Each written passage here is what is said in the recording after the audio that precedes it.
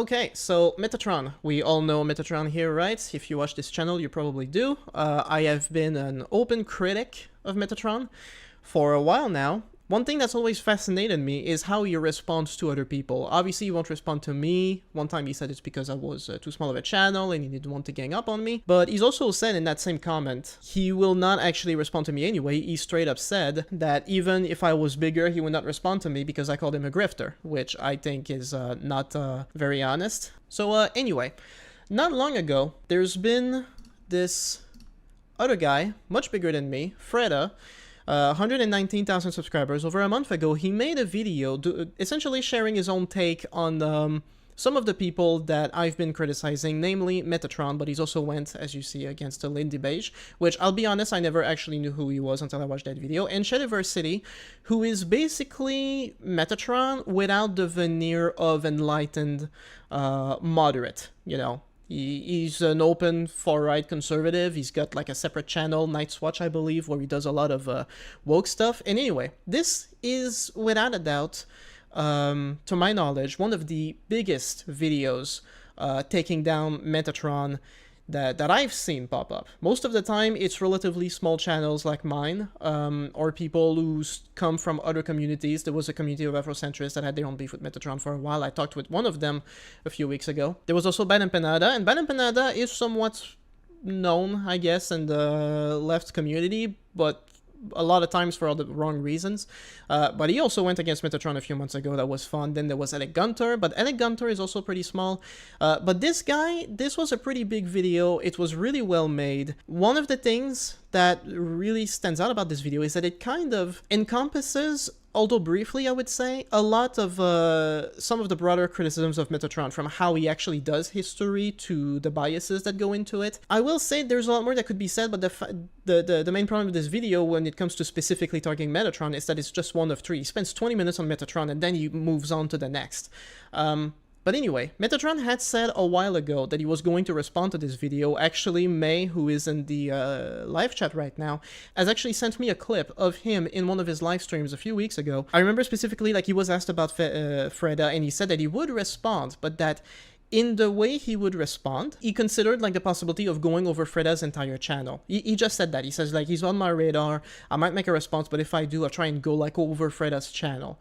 Which to me really sounded like he was saying like, I'm going to go against Fredda's character. I'm going to try and find the odd thing out that Fredda might have said. And he might actually, you know, try and attack his character. Now, when it comes to Metatron's video, which is right here, as you see, I was at the 10-minute mark. We're going to start it over. I started watching this video an hour ago, and as some people will say, like in my own Discord server, this is a complete meltdown so far. I don't know what else is going to come up in that video, but it is embarrassingly low effort, I would say. It is extremely disingenuous. Even by Metatron standards, like, this is a new low. I don't know what happened.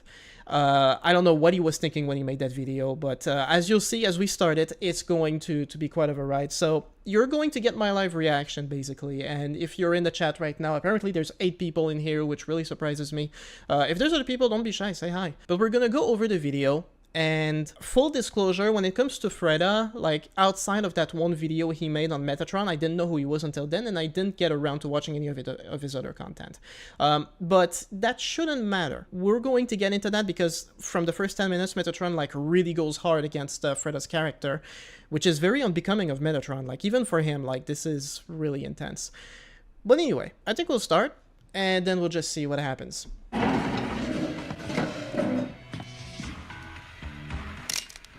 Okay, already, like, an embarrassing meme. This is pretty bad, but what I really like is you can see the movieclips.com in reverse right here. Like, he just went and grabbed this clip from The Crow. Yeah, it's The Crow. And he just grabbed the movie clips, and for what? You know, Jesus Christ. Take your shot, fun boy. You got me dead bang. Take your shot, Freddy boy. You got me dead bang. Alright.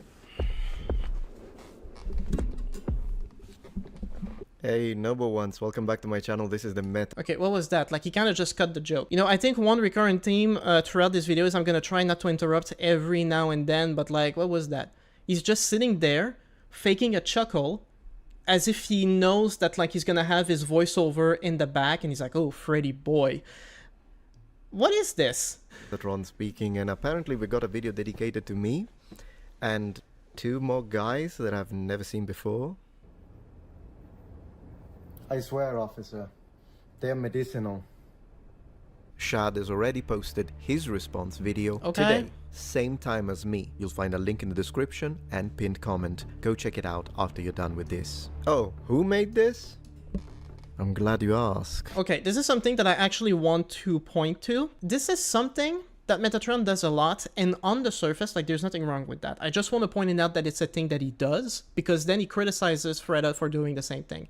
So when you make a argumentative video, I mean, I can't even say like an argumentative video. Like, what I'm talking about is something I learned in high school. When you make an argumentative essay, how do you do it? Usually you have an intro, what you're going to be talking about, and you make a claim. This would be the synopsis, although synopsis is not technically the right term for this. A synopsis is like summing up a movie.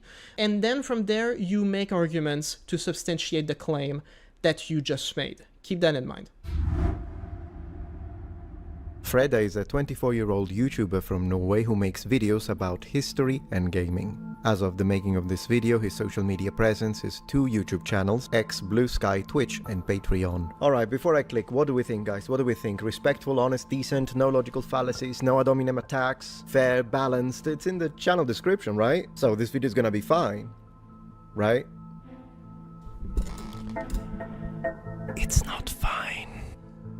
Someone really needs to tell Metatron that he's not funny. Like, I'm not just saying that because, like, obviously we vehemently disagree with each other and I've come to despise him because of some of his content. This is not funny. Can we stop doing that, please? Let's look at his channel more closely. Quote, I try to hold myself to certain levels of decorum and respect, openness, and general quality. As I will demonstrate beyond any reasonable doubt, this is a lie. Ironically, this is... I'm just gonna say, again, one of the things that Metatron really did not like about me is I called him a liar. And now he's just out here calling everyone else liars like it's nothing. Like, he literally said on video, like, people who call me a liar, they are the weakest intellectually. So what does that say about you, Metatron? going to be a recurring pattern, by the way, with Fredda. Spoiler alert, I guess.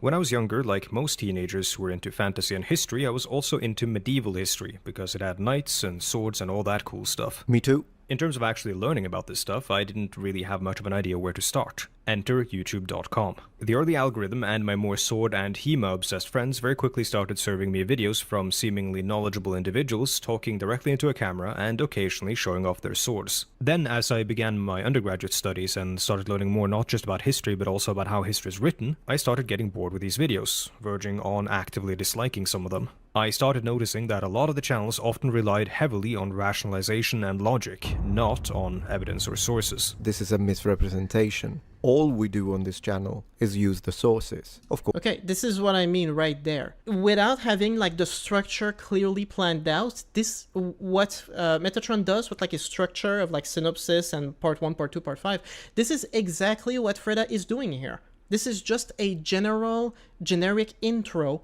over what he's going to be talking about. So it's like, of course, you know, he's in the process of making that claim, and then afterwards, he will start making arguments to substantiate it. But Metatron is so quick here to try and discredit Fredda that he doesn't even give him a chance. Like, imagine I start my video and it's like a 30-minute long video, and the first 30 seconds I say, yeah, you know, like, I have a lot of problems with Metatron, and he cuts me out like, well, show me, what's the problem, huh? Show me. If you don't show me, you're a liar. This is a manipulation. You gotta let the people talk. You gotta let them get to that point. He's just presenting his first claim, and then he's gonna move on. And the other problem here is that it also shows how Metatron is full of himself, because remember, the video is about 3 different people. When he's making those brown messages, he's talking about 3 different YouTubers. What makes you think that he's explicitly talking about you?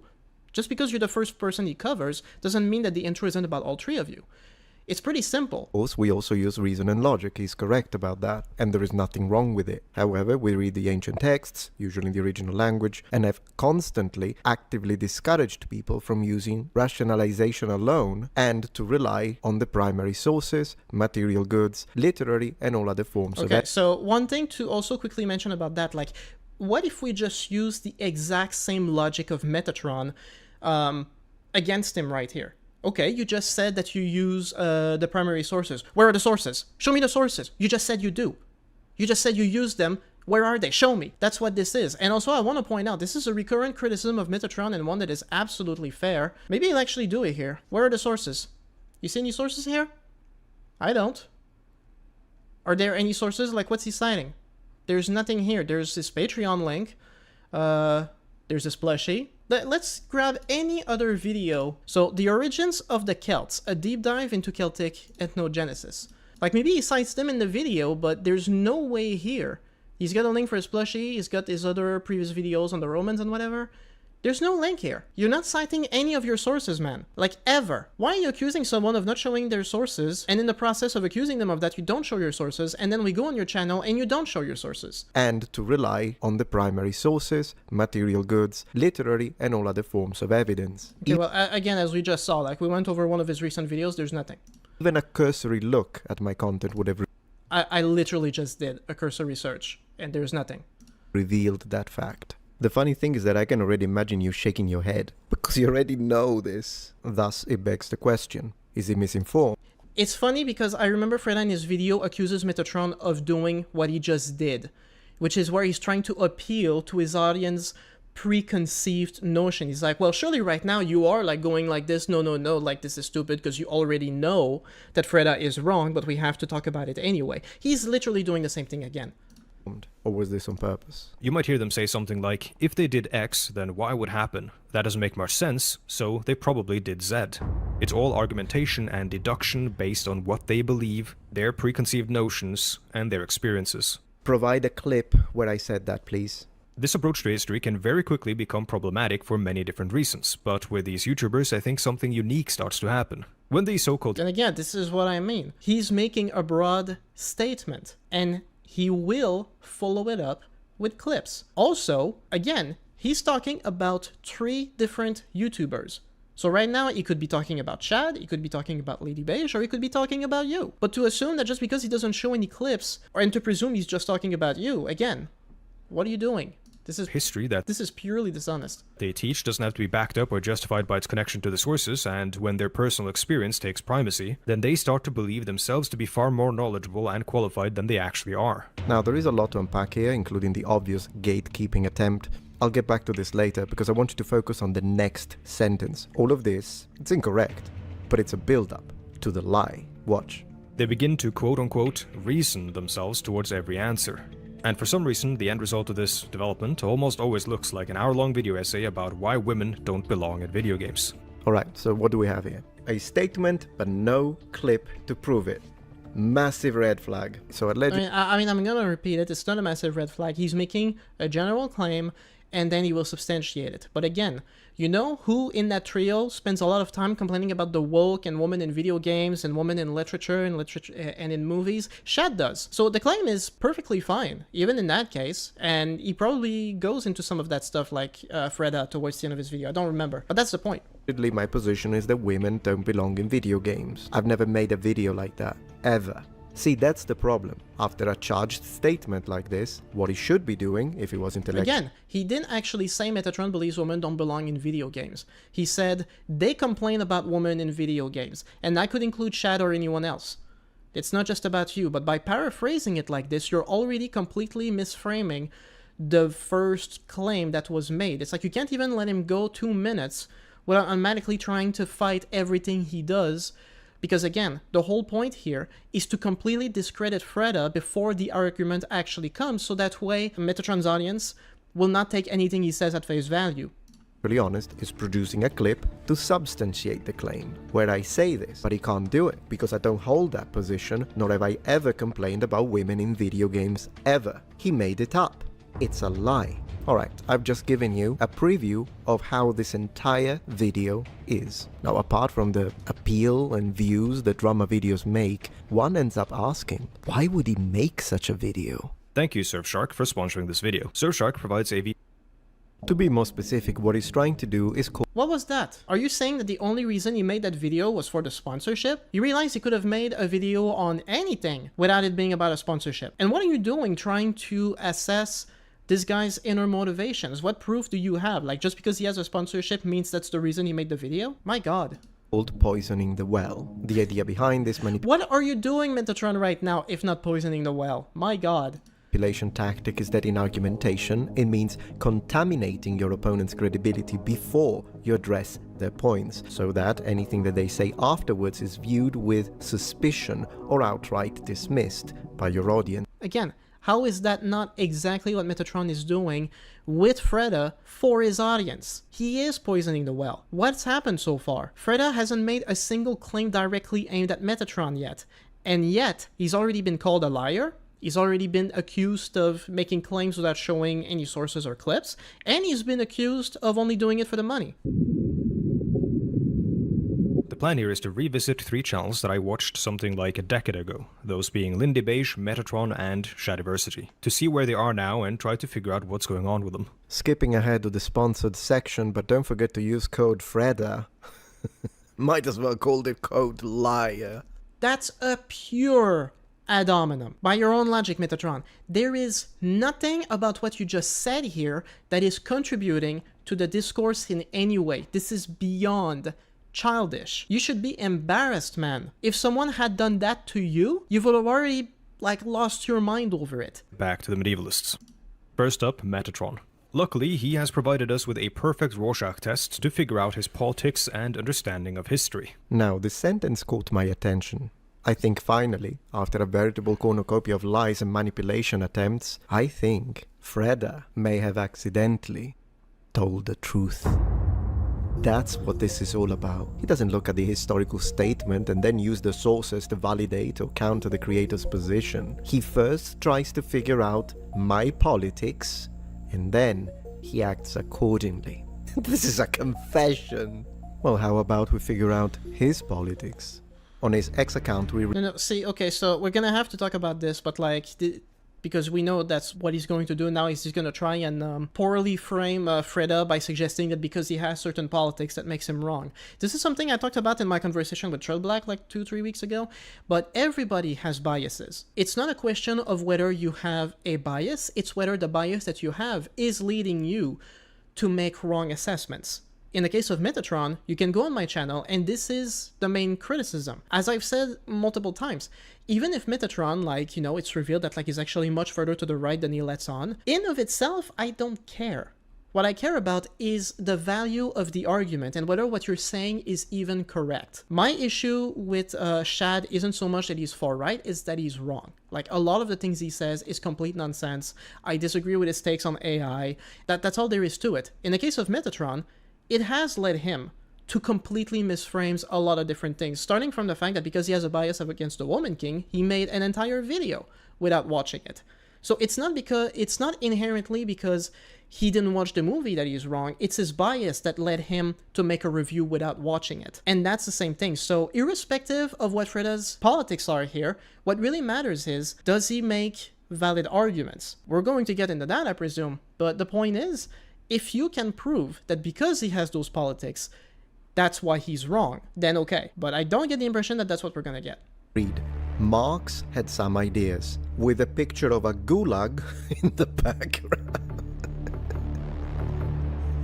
I swear you can't make this shit up. Okay, so let's actually look at that picture, okay? So there is a gulag. What else is there?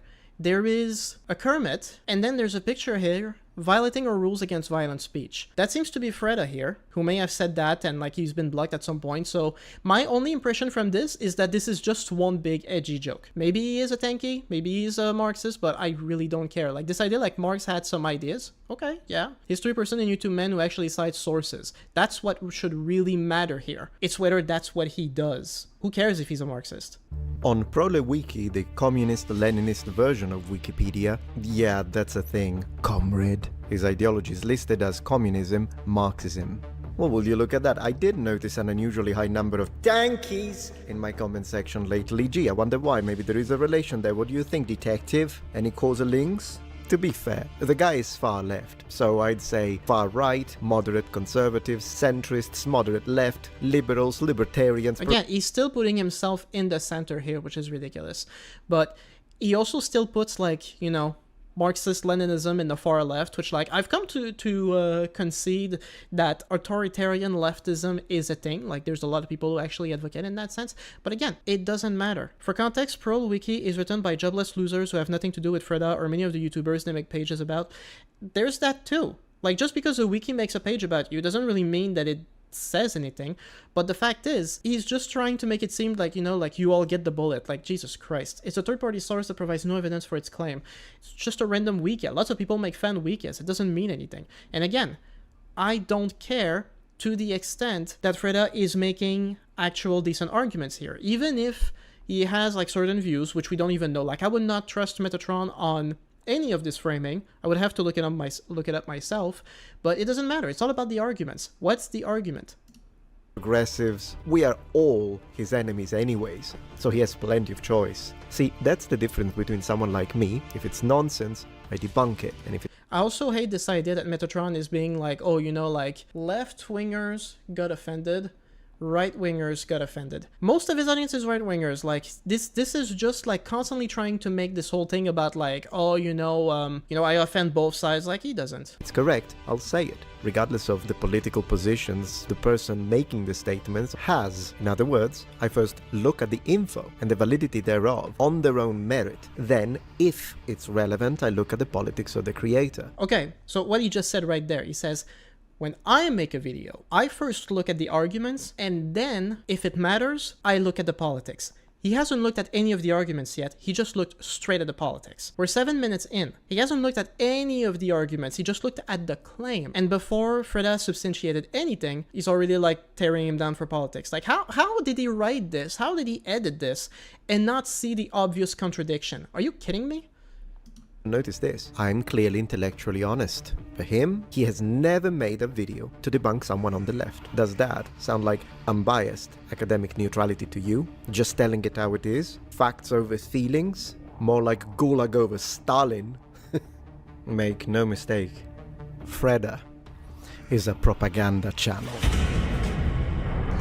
And you're not, I mean, you're not a propaganda channel to the extent that, like, you know, you're constantly pushing the same thing, but you're a useful idiot at best, because all you're doing is you're normalizing a lot of right-wing positions. You have a lot of right-wing people in your audience, and you're cajoling them constantly with the videos you make, with your rhetoric. It does with a perfect Rorschach test to figure out his politics and understanding of history. Was Nazism left-wing or right-wing?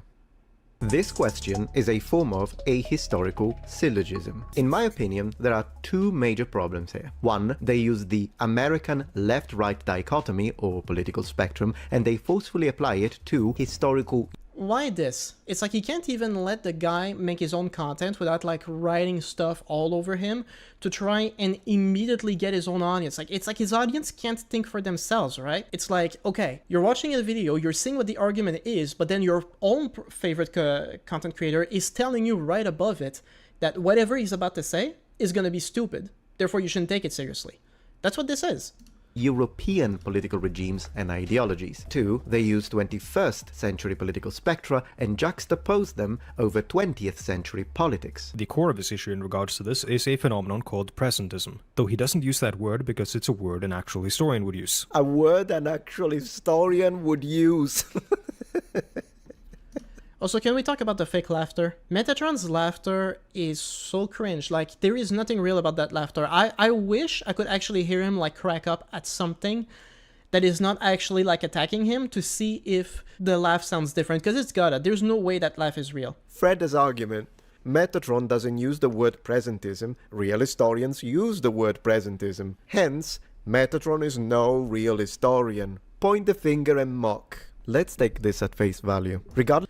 Okay, no, you need to understand Fredda in the context that he's actually saying it. The whole point of Fredda's video is to go over Metatron's methodology, or rather the lack thereof, or to explain how it's flawed. Sure, like, that was a little jab, you know, just for fun. Like, okay, he didn't use the word presentism because that's a word actual historians would use. Okay, fine. Like, I know I've heard Metatron before use the word presentism. What Fredda is pointing to here is the fact that Metatron is using a whole bunch of words, but here's the proper term that would define it all. The fact is that Metatron does a lot of word salads. That's what it is. My point is conceptually accurate, even if I don't use the term presentism. But yes.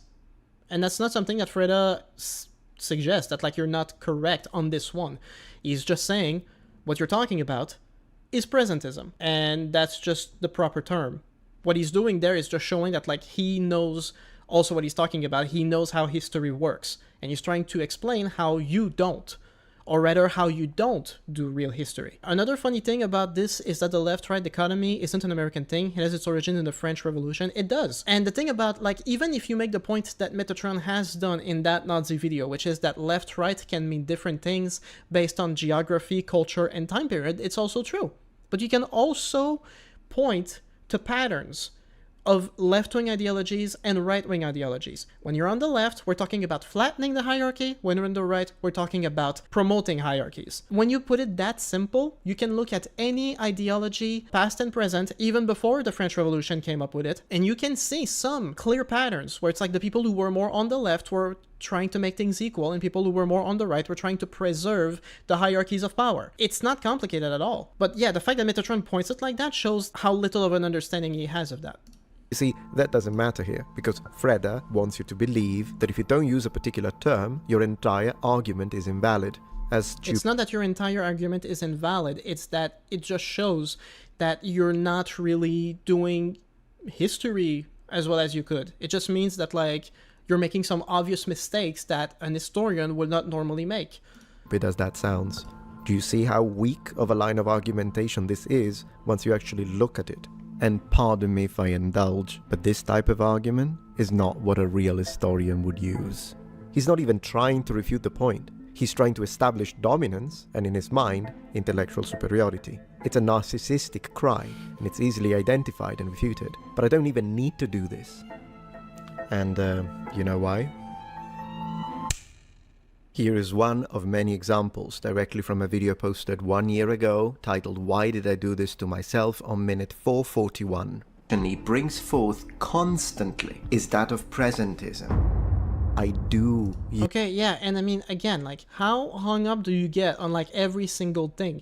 From the perspective of Fredda, that was just like a quick little jab at you. That's it. Look at how far Metatron is going on that single point. He is so desperate to discredit Fredda before he actually says anything, because bear in mind, he hasn't said anything yet. The only point that we've heard so far is, yeah, when Metatron is talking about, like, the, what was the term? Ahistorical syllogism? Well, Fredda is saying, yeah, that's called presentism.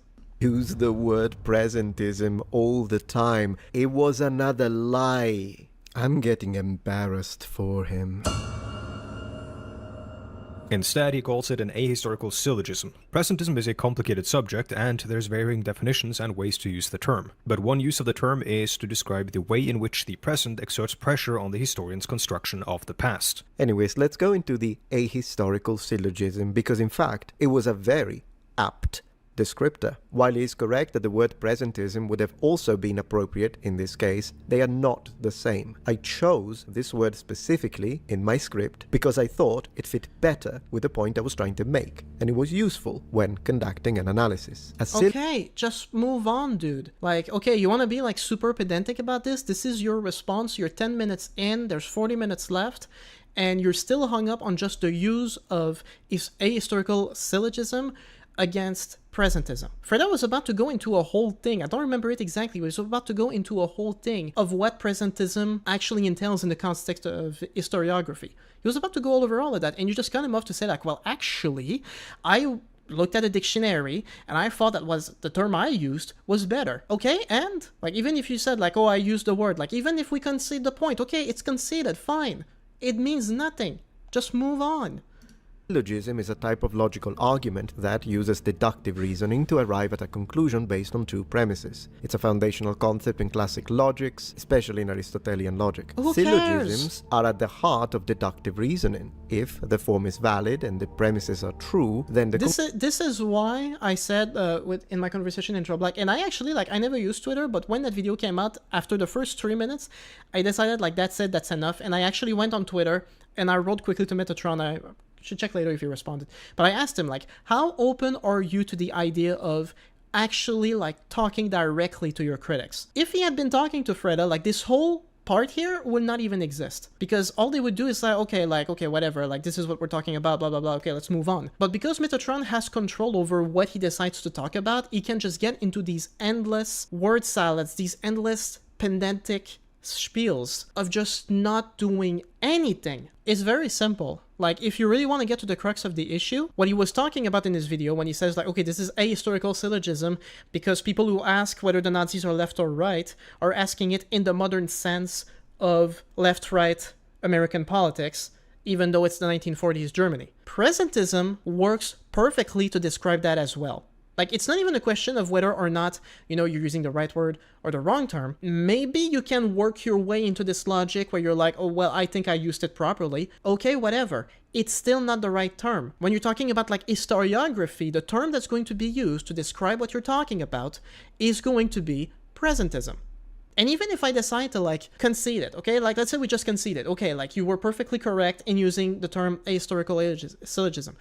I'm having a hard time saying that. Again, who the hell cares? It's so insignificant in the broader point that is being made. Can we just move on, please? I just checked the video where he supposedly used presentism. He uses it in a different context and defines it as modern day people feeling superior to people of the past. Even in that context, I want to be super generous here. I would say maybe he's talking about moral presentism. That's not the same as presentism as used in history. It's just saying, well, back in the day, women didn't have any rights and now we have rights, therefore we're better. If that's how he uses the term presentism, it's stupid. That's not what it means. But if you were to say okay, well, it's moral, philosophical presentism, talking about how the values of today are better than the values of the past, okay, but you're right. The context in which he uses it would still not be the standard definition of presentism as it's used in historiography. Lead to inaccurate or irrelevant conclusions. So I was saying be careful to use only reason and logics when discussing the past. Do you remember when he actually accused me of only using reason and logics to discuss the past? I would call this a lie too, but I'll be honest with you, I don't think this one is a lie. I just think he didn't understand. Coming from the guy who explains every word like his audience are idiots. Case in point. By ideal, I mean that See what I did there? I made a statement about something that he does, and then I found a clip to prove that that is indeed what he does, and my words were not hyperbole. Wait, you're talking about how you just accused him of talking to his audience like they're children, when the name of the video is History is Interpretation, Objectivity, quote-unquote, in History. Without looking at the video, I feel pretty confident that this is about the concept of historical revisionism, which I've also made a video on. Historical revisionism. What he's talking about here is just the idea that nothing is fixed in history. There's always more evidence to find, there's always more evidence missing, and the point is that you can't really be objective in history. You can only have a vague idea of what happened, and that idea can be pretty clear, but it's never fixed. There's always the possibility of new evidence coming to you eventually, because as one of the articles I reacted to a year or two ago said, realistically you cannot record all of history in its entirety. You can't have every single point of view. You can't have a completely neutral recording of the historical event, depending on who says it or the quality of the evidence that you find, if it's been degraded or something. That's the whole point. So if you're accusing him here of explaining stuff to his audience like they're children, when the whole point of the video is to introduce people to the simple concept that history cannot be objective, and on top of that, he just grabbed this video out of context, doing... My god. It is a complete meltdown. I don't understand how he can be so eager to hammer on when there's no nails to hit. He explained the meaning of the word ideal like his audience is a bunch of imbeciles. I'd like to... Oh, that's what it is. That's what it is. He's talking about ideal. Okay. He's talking to his audience like children. Meanwhile, you're like, well, here's the difference between presentism and ahistorical syllogism. I'm using more fancy words. Therefore, I'm talking to grown-ups. Like, seriously? Okay. Stress that. Not the meaning of quantum entanglement. Ideal. That's how you make a statement about someone else. Now, differently from him, I couldn't put a sponsor on this video because of the controversial nature of this engagement, even though I'm just defending myself while he lied about me and was financially rewarded for it. But there is one thing I can do, and that is sponsoring myself. As you know, we have created a Okay, so what do you mean you can't get a sponsor because of the controversial nature of this video? Like, do you mean that your usual sponsors won't actually touch this one? So, you're still trying to make money out of it. That's the reason you made this video. Why are you, like, throwing shade at Fredda for doing the same? It's really stupid. The issue about this complaint about history that wants to put the historian outside of the historian's context is that it essentially wishes for a history without the historian. What does this have to do with me? You're asking for an analysis of history that stands apart not just from the historian, but also from the time in which the analysis is being conducted. I what? A history that exists as an objective and true story to be simply uncovered, untainted by interpretation. For crying out loud, have the decency to use an argument that I actually make. He's about to, idiot! I'm sorry, that's an ad hom. He is making the point, and then you will substantiate it with a video. Why are you so eager to just attack him before he has a chance to do so? If you genuinely come at this in good faith, you don't do stuff like that. You just look at the video, you look at it point for point, and then you actually address the points. What he's talking about here is what he was saying early on, and he's working his way up to that, and it's the rationalization of history as Metatron does it. It's the idea that, you know, because he's talking about presentism, right? The idea is that if you're trying to understand the history as it happened, and you're doing presentism, that means you are injecting your own moral and modern sense of how history works onto people in the past that would not necessarily think that way because they're from a different time period. But what he's saying is that what Metatron does is that in spite of talking about like ahistorical syllogism, he ends up doing the exact same thing. And I know for a fact that Fredda is going to show it in the video. So Metatron just bashing in at every syllable at this point to just throw in his own quick jab that is completely meaningless. Like, there's a real term for this if we want to get like super technical. This is gish galloping. Gish galloping, like he's just like throwing in fast jabs, all of them more meaningless than the next, but he's swarming the video with so much nonsense that means nothing that by the point Fredda actually makes his full argument, he would have been interrupted so many times, he would have been utterly discredited, the well would have been poisoned with radioactive waste. And so he's just going to throw these little jabs at the arguments when they arrive and then pretend like he destroyed Fredda. How about that? This is impossible to accomplish. History has to fit into modern understandings of the world, and this, alongside many other things, of course, might be a point where me and Metatron fundamentally disagree. Yep, and had you been civil, dropped the I am better than thou attitude and the character assassination attempts, we could have actually engaged in this disagreement about fundamental truth in a way. Okay, can we actually talk? Because this is something that Metatron does all the time, right? Like, oh, you know, you've been rude to me. If you weren't rude to me, we could have had a conversation. This is something I think Bad and Banana said when he did his own double response to Metatron. He said, the problem with Metatron is that he feels entitled to be treated with respect in spite of his videos being very shallow. Like, when people like criticize the content and they're being harsh, that's the argument.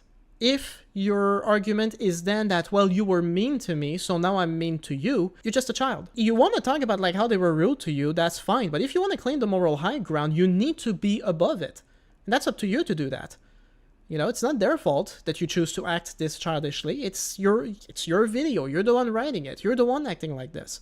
The second thing is, I don't actually remember like what Fredda, like, to the extent to how like he mischaracterizes, or well, not mischaracterizes, but, you know, attacks Metatron directly. The one thing he said in the intro is he made an allusion to you know, medievalists content slowly turning into just hating women in video games. That was a broad statement, not necessarily aimed at Metatron. It could have been aimed at Shad or another one of these YouTubers from that community, if any more of them turn to the right. And then he just threw a small jab at Metatron for not using the word presentism.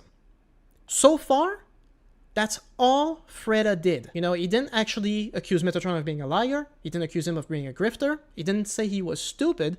He just did those two things. What has Metatron done in the past 14 minutes? He made allusions to his politics. Like, he went as far as to go into like this crappy, tanky Wikia, because they happen to have an article on Fredda that he has no control over. He makes fun of his cover photo without actually trying to understand what the joke that Fredda was doing was. And then he's like, well, he's a tanky, he's a Marxist, and he wants to give the bullet to everybody. He's a liar. So much garbage in 14 minutes. And then you turn around and you're like, well, if you were nice to me, none of this would happen. This video feels like Metatron just quickly citing all of the stuff he was thinking about in the shower after watching Fredda's video for the first time. Like, he's just thinking of all these arguments in his head, and he's like, oh, that's what I should say, you know, like, that's what I should do. And then he just blurts them all out with no regard to the actual content of the conversation or the arguments. And he thinks he's got it all figured out. I really don't care personally for like this whole like moral thing, but you know for a fact that if he actually did decide to respond to me, that's exactly the same thing he would do too. It would be like, oh, okay, well, someone called him comrade under one of his videos, so he's a Marxist-Leninist, he's a tanky too. Oh, he talked with Trill Black, then he's definitely an Afrocentrist and agrees with everything they do. Oh, he's a leftist, that means he's an authoritarian, and to an extent a Nazi, because a Nazi are neither left nor right, but authoritarian, and if Terry is authoritarian, then technically he's a Nazi. Like, he would do all of this garbage and never actually come to terms with the fact that he's just full of shit. Because all of his videos are just ridiculously wrong. This is why at this point I'm like, I would not really judge Metatron for wanting to do a response essay on me, because I've done them. But I've also publicly like said to him, like, okay, like we could debate or we could talk. At this point, that's what Metatron needs to do. The entire reason he's got this entire poor framing for the past 14 minutes that he's doing all of that is because there's no one there to interrupt him when he's doing it.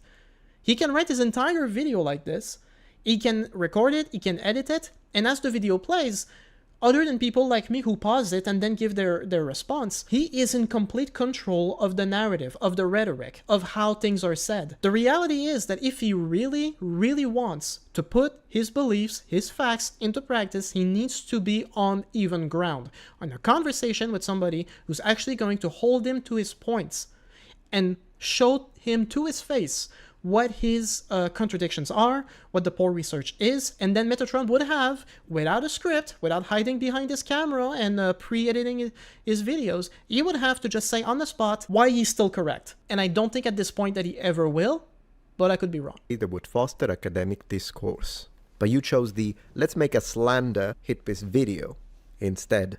But I don't actually think so, and I'll explain why later on. To close off this point about history being a conduit between the past and the present, let me quote American historian Hasok Chan. Yeah, let's not, considering the fact that he's gonna use now a very long and boring quotation to try and refute an argument that isn't mine, therefore wasting my and your time. I think, like, Metatron, if you're going to do something like that, the least you can do is invite people to watch the video that you're talking about, so as to not, this is something that another essayist I like used to do, Sean. Whenever he did a response video, he would say, I encourage all of you to go watch the video I'm responding to make sure I don't misrepresent them. Right now, he's just completely skipping over an entire part of what Fredda is saying, while also arguing that the argument that Fredda was making is not one that Metatron was making. That he's accusing Metatron of, you know, saying something he never said. So therefore, he's going to skip through the entire thing. But again, if you want to actually engage with the argument that Fredda is making, then actually take the time to, like, properly address it. Right? Let's skip ahead. Hey, Fredda, what's going on here? That's not what my video looked like. Even his video editing software is trying to twist my points to an unrecognizable state. You want to talk about, again, about, like, okay, we're at the 1414. Like, let's talk about, like, the first video, Metatron. You got a horizontal effect on your video, man. What are you doing? Don't you know that you can reverse this comfortably? We can see that the text is not in the right sequential order. What happened to your editing? To overlap neatly and perfectly with 20th century European political factions in order to come out with an answer is a flawed analytical method. Yes, trying to figure out if Hitler was a, quote, I'm with her guy or a member of the Republican Party in 2016 is silly. But luckily, that is not what historians and others are actually doing when they approach this topic.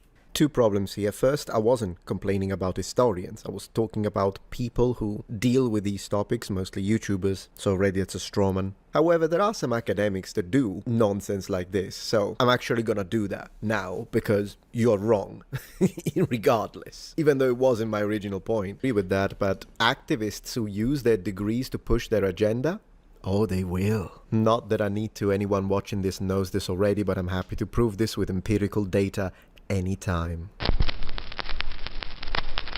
What do we do now? Well, to answer this correctly, first, we need to ensure objectivity to our analysis. These guys very often present themselves as, quote, rational skeptics who are just presenting the objective facts. This is not how you make a response video, Fredda. You don't just say how other people present themselves, you prove it. Yes, and he's about to prove it, like, right there. By going over your video. Can you just shut up and let him talk? With clips. I swear, this thing you do when you put words into people's mouths they have never said and then try to ridicule and attack them for those words you fabricated, you do it so much that it has just become second nature to you. It's muscle memory at this point with this guy. I'm sure you didn't notice the Maoist standard. Yeah, Maoist standard English translation. Rational SS skeptics. It is pretty funny. About this method in my previous video, whereby it was used by a literal out-and-about Nazi. And here it is. I was actually surprised it still hadn't come to that. Here is the mental manipulation. Let's look at this closely. I talk about objective reality and facts. Then he says that so do the actual Nazi. What is the conclusion he wants you to... You're just doing what you're accusing him of doing, which is that you're saying like, okay, you know, he's paraphrasing me, he's misquoting me, and now you're misquoting him. The part he's talking about isn't so much that like the Nazis, you know, like presented themselves as rational skeptics. He's saying that when you present yourself as a rational skeptic, you are doing a disservice to history, and you are in fact... hold up, guys. Okay. I lost my train of thought. But yeah, he's just like, okay, let's just Draw go. then. Metatron says X. Nazis say X, Metatron is a Nazi. You see, in this segment, Fredda used two logical fallacies at once, and it's been extremely disingenuous and dishonest. First of all, framing language. He's using emotionally loaded terms, aka Nazis. Also, he's using the so-called Yeah, Nazi is just such a loaded term. You know what I mean? It's like if the Nazis say something and you call him a Nazi, it's loaded. Sometimes referred to as guilt by association, which is a type of logical fallacy in which someone argues that a claim is true or false based on the character, group, or belief of the person making it, rather than on the merits of the argument itself. In other words, he's attempting to discredit someone's argument by associating them with an unpopular, disreputable, or extreme person or group, even if the connection is weak or non-existent, the latter being the case here. The reason why this is a fallacy... The problem with Metatron's video on the Nazis ultimately is that he thinks the Nazis are left-wing. He could be coming at me right now and be like, well, hold on. I said they were neither left nor right. But that just means you say they're left-wing, honestly. Because you know who believes that the Nazis are on the far right? Nazis. Unite the right rally? Full of Nazis. He's using that logic, like this is the argument that I would approach if I was doing a response to his Nazi video. It's the fact that Metatron is starting from the moderate position, and because he wants to be a moderate, he doesn't want to take a strong, firm stance on the Nazis being either far right or far left. So what does he do throughout the video? He just rationalizes all of what the Nazis do by first passing it through a moral compass that he establishes with the Soviet Union. The Soviet Union was far left, extreme far left ideology. These are words he uses in his video. And look at how similar the Nazis were. Now, I'm not going to say the Nazis were left, but they were too close to the far left to be considered far right, right? So that means they're just authoritarian. This rationalization is a disservice, and it shows that actually you're probably more on the right than you say you are, but you just don't like that the Nazis are on your side. You don't like that if people just take the beliefs you already have and they just take them further into their extreme, then they're Nazis. But because Metatron presents himself as a historian, or rather like someone who does like history on his channel, whatever, and he's all about the facts and he does all this objectivity, presents everything he says as objective, even though history itself cannot be as subjective as he claims it is, then he can say, well, you know, it's not my biases, it's just the facts. It's just the facts. And if we look at the facts this way, well, you can't really deny what I'm saying. You can't say it's wrong. But then when people like Fredda try to explain like the logic behind how Metatron is doing his video? Well, now it's association fallacy, it's ad hominem, it's all that other stuff, and therefore it cannot be taken seriously ever, and there is no retrospection to be done here whatsoever. That's really just it. Is because truth is not determined by who holds a belief, but by the empirical evidence behind it. This is what I mean. This is literally what I just mean. He says, like, the truth isn't what you believe, it's the empirical evidence.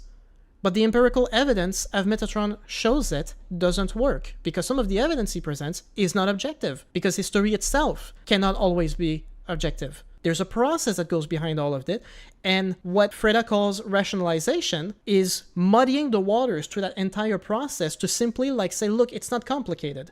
The facts are the facts, don't question it, that's just what it is, and because I'm citing the facts, then I'm the one siding with the truth.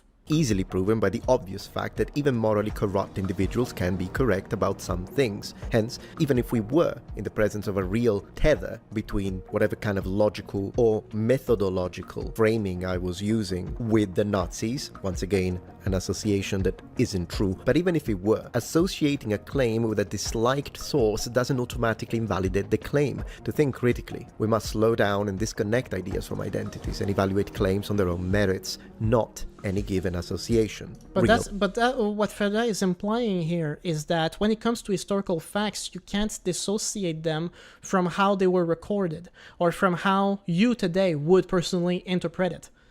You can't strip the historical fact from the biases that surround it, because otherwise you don't have history. Actually, I'm pretty sure that this part that Metatron decided to skip is exactly that point, if I'm not mistaken. Or imaginary. Problem is that his intent here is trying to build a questionable historical parallel, exploiting his audience's emotional biases, tribalism, and moral disgust, rather than encouraging rational evaluation of any given data. Another piece of evidence that demonstrates the political propagandistic nature of this channel. The general gist of it is to depoliticize history as a science, and to portray it as a series of crystallized, unchanging facts, which just so happen to correspond to the person's worldview. You assert things as, quote, just the facts, and reason your way towards why these so-called facts you're presenting are true, without relying on much evidence produced by trained historians. I have a team behind my production. Oh my god.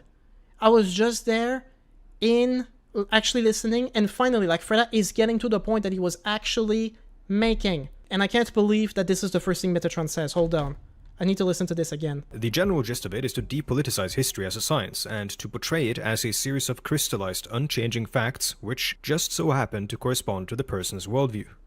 This is what I was trying to say, okay? Like, I don't know that I said it properly, but that's literally it. It's that by stripping all the context away from the history, you are now presenting it as this purely factual, purely stoic, historical fact, but also it just happens to coincide that with everything that you stand for, with everything that you agree with, in spite of like history not working that way. But how Metatron responds, I can't believe he actually said that. Things as, and I should know better, because it's not actually that surprising, it's just still surprising. quote, just the facts, and reason your way towards why these so-called facts you're presenting are true, without relying on much evidence produced by trained historians. I have a team behind my production. One is a trained historian, former archaeologist. What's his name? Can you cite him in your video description? This is something, actually, I've had a conversation, like I might have, he might be here, I don't know. But there's been this massive Metatron hater who's been emailing me for a while about some of the videos and some of his thoughts, and one of his main points of criticisms that he comes from with Metatron is how he never cites his team. He said at one point, I think, that like he pays each member of his team like $500 per peer review, but that doesn't mean anything. You say that's who they are, but we never actually see them. You make these videos, but you never actually cite anything. There's never any sources for us to look at under your video description. I'm not saying that those people don't necessarily exist, but I would argue that whatever process you guys have that you are using is incorrect. The first problem, and I'm not just going to say this because like he's always talking about like peer review, right? Peer review is the process through which like you did some research and you made your arguments and you present it, and then you give it to someone who is an equal in your field, or perhaps like even higher or whatever, and there's someone who is also an expert, and this person's job is to scrutinize your entire paper and point out, okay, this is fallacy, this here you explain, you make a claim here, but you never really explain it. This is demonstrably false, here's why. And then they just go through the entire paper and then provided there's no ego and you're really trying to come out with your paper, like, you will make revisions and then you will peer review again. Perhaps this time you'll even include someone else who is completely fresh so that it's, not as biased, I guess. Now, what happens if the person that is doing the peer review is actually paid by you to peer review their work? I'm just gonna say, there's a lot of scientists out there that have argued that climate change is not real, and they were paid by oil companies. What happens when you are telling people who you never cite, who you never show up in your video, listen, you will not have to appear, I will not give your name, but off camera, when no one is watching, I'm going to ask you to peer review my work, and I'm going to pay you for it. What happens in that context if the guy who does the peer review has an incentive, for instance, to not go too harsh on your documents, because otherwise they might be out of a job if it just so happens that behind the scenes you have a massive ego? This is pure speculation on my part. I have no idea what's going on, but the fact that we don't know who they are, that you don't actually cite them ever, that you don't give their names, that you don't show any kind of behind the scenes into the process that you use, to me that tells me that how much you're saying here really doesn't matter. Wanting to keep it secret is fine, but if you do that, you shouldn't also be using them to defend your points. Exactly. If you don't want to show them, don't use them to defend yourself, because you're not using them. Let's go for it. Doctoral degree, one is an Egyptologist PhD. I can continue. Also considering that I've... So why not continue? Why not name them? Why not show some of the process that you actually go through? I'll say this for myself. I've said it multiple times, I'm not educated. I'm not a historian. I certainly have no experience in sociology. I have no academic background in any of that stuff. But if I can look at your videos and see just how obviously wrong you are on something, then I don't really care about your team, but it would still be nice to see the process that went behind it, so at least we can see what's wrong. Shown their names, qualifications, and faces on screen multiple times, but it doesn't matter, because he doesn't care about the truth, nor does he care about evidence. He's gonna say they don't exist. Another lie. You sidestep the actual debates and uncertainties of history in order to simplify the larger picture. The point is to cleverly avoid actually engaging with history and instead relying on debate and argumentation. Once again, strawman number... You know what? I actually lost count. What is it by now? 15? Not my statement. I never said this. Why is this video about me if you're not gonna use a single thing I said? You could have put Kermit the Frog at this point on the thumbnail and graphics, and it would have made zero difference. I've talked about so-called objective history in past videos. I'll summarize by saying history is aspirationally objective, but practically cannot be objective because the fundamental nature of the field necessitates all sorts of selection and interpretation that cannot be fully divorced from subjectivity. The biggest problem Metatron is having right now is he doesn't understand that Fredda is making a broader point about how history YouTube doesn't always do things very well, and he's using Metatron as an example when it's convenient, when it's expedient rather. So Metatron is like, oh, you're not saying anything about me, and it's like, well, he is, but first he has to explain the methodology. And by explaining the methodology, then he can go over your content and he can show how you are in fact doing what he says you're doing. That's really all it is. But again, Metatron just keeps interrupting and keeps trying fallacy and ad homs and whatever, so nothing is getting actually achieved.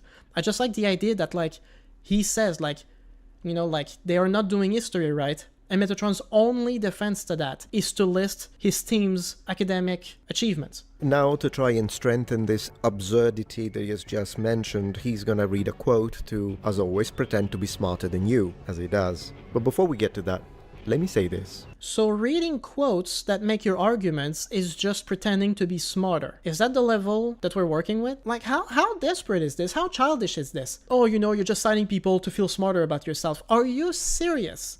Alright, so now he's attacking the concept of objective truth in relation to history. Yes, please, let's get to that. We're 20 minutes in, for God's sake. Here's a quote by E.H. Carr from his book What is History? Quote, Hold it there, Professor. Rather than listening to the quote, boring you to death, let's analyze his utilization of it. Upon closer inspection, another interesting element to this becomes clear. A lot of Fredda's videos are quotation after quotation by volume. Given, using the occasional quotation to strengthen a position is fine, but his videos are literally him reading what someone else said at you for money. Thank you, sir. Oh my God. I think right now he's trying to make a point. I think he's trying to draw a line between what Fredda is doing and like plagiarism. He's saying that because he quotes a lot of people and then makes money off of his videos, then what? Because it's on his own words, he's doing plagiarism or something? This part is especially telling. Yeah, what is this? He has clearly never read a single history book. I mean, I guess we'll see. But the point is, yeah, if you're making a video about history and you quote historians, that kind of comes with the territory. I can't believe that Metatron of all people would look at this and be like, well, clearly he's just doing it for his Surfshark sponsorship, whatever that is. They have hundreds upon hundreds of citations. You'd be hard-pressed to find pages without them. It's all quoting others. It is. Like, I have a book right here. Oh, let's actually, like, talk about how that works, okay?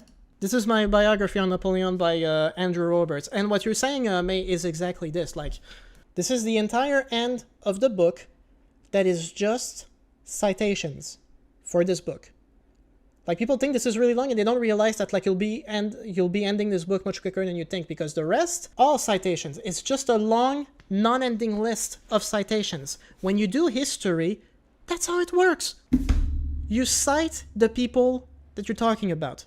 You cite the people you are referencing and you quote them. This idea that it would just be like, oh, you know, he's like, if you go on his channel, he actually cites a lot of people and then he makes money. It's kind of telling also what you say, because like he says like, okay, like there's nothing wrong with citing people, but he's citing people too much. Okay, but Metatron, if you're going to make a history video, you're going to have to cite a bunch of other people if you're trying to reference other things. You'll have to do the same thing. If you don't, that means none of your work has citations to it. It just means you're just making stuff up and you don't have any sources.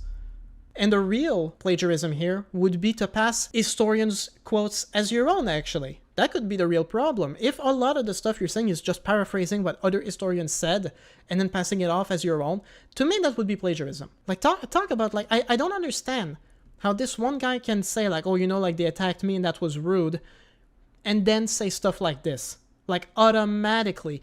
I wonder how much, like, I don't want to presume too much, but I am wondering genuinely if, like, some of the things I say in my videos, because I know Metatron watched my videos, I wonder if some of it doesn't, like, stick. Because one of the things that I said that he really doesn't like is that he's a grifter, and I feel like he's trying to put that onto someone else right now. Where he's like, you know, like, people call me a grifter. I need to call someone else a grifter, you know? Armchair psychology, obviously, but, like, my god. This is Shark for embarrassing. Reading what someone else said at you for money. Thank you, Surfshark, for sponsoring. Fredda is not used to use the sources to make his own contributions to the historical field as any advanced academic does. He's used to repeat what someone else says, as under... Okay, so that's what this is about, really? Your argument is that the reason he's citing a lot of people is because he's not coming up with interesting ways of saying it in his own words himself. That's just a personal choice, isn't it? Like, if you decide to cite people to make your point, it just means that, like, okay, you feel like this person said it well, so I'm just gonna quote them. And let people know that, like, this is the source and this is where they can go for more information. I don't see the problem here. But this idea is like, you know, like, oh, I'm an advanced historian. Therefore, I don't cite people. I just look for the source and then paraphrase it. I would say that by not paraphrasing it and actually citing the historian, you are showing more integrity. You are giving credit where credit is due. That's how I see it. As any advanced academic does. He's used to... And yeah, he is labeling himself as an advanced academic in there. And then when Fredda actually did attack, like, his historical analysis, the first thing Metatron did is say, well, actually, I got a team. What you gonna do about that? Repeat what someone else says, as undergraduates do. Moreover, this is the best example of Dunning-Kruger effect. He knows a little, overestimates his knowledge and competence, but that's enough Massive projection. for him to think he's better than anyone else. I mean, look at this.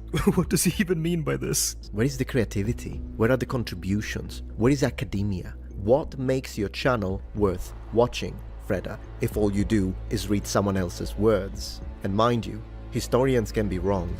So he has a joke, because when you talk about how, you know, you're going to analyze the Nazis' political spectrum, you might have to do a mathematical equation. And that made him laugh, because he's like, what does that even mean? And for you, you're like, see how desperate you are for a gotcha? I'm gonna one-up you, man. He's 21 minutes in. How many times has Metatron himself done this. I really hope so. Like, this is something that someone else said in the Discord. I desperately hope, you know, because like I said at the beginning of the video, like Fredda's video on Metatron hit it pretty big, and he himself is a somewhat pretty big YouTuber, at least compared to the other people Metatron has responded to, and the video is massive.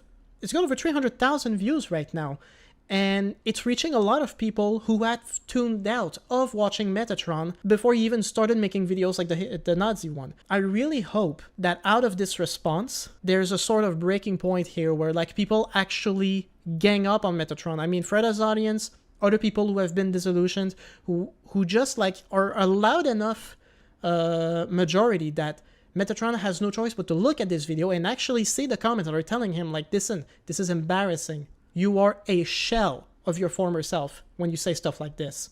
So then, you're not even educating. His video productions are just reading quotes from someone else, and all he adds are either full-on lies or ideological. Also, where's the clip? You accused him of saying stuff without showing clips. Where's the clip? I hope it's coming next. Driven, twisted facts that clearly clash with Because all I got right now is B-roll footage from your stock website, whatever you use. documented evidence upon close inspection. Moreover, the real reason why he quotes so much in his videos is not to educate. He's deploying another logical fallacy. What is this stock footage though?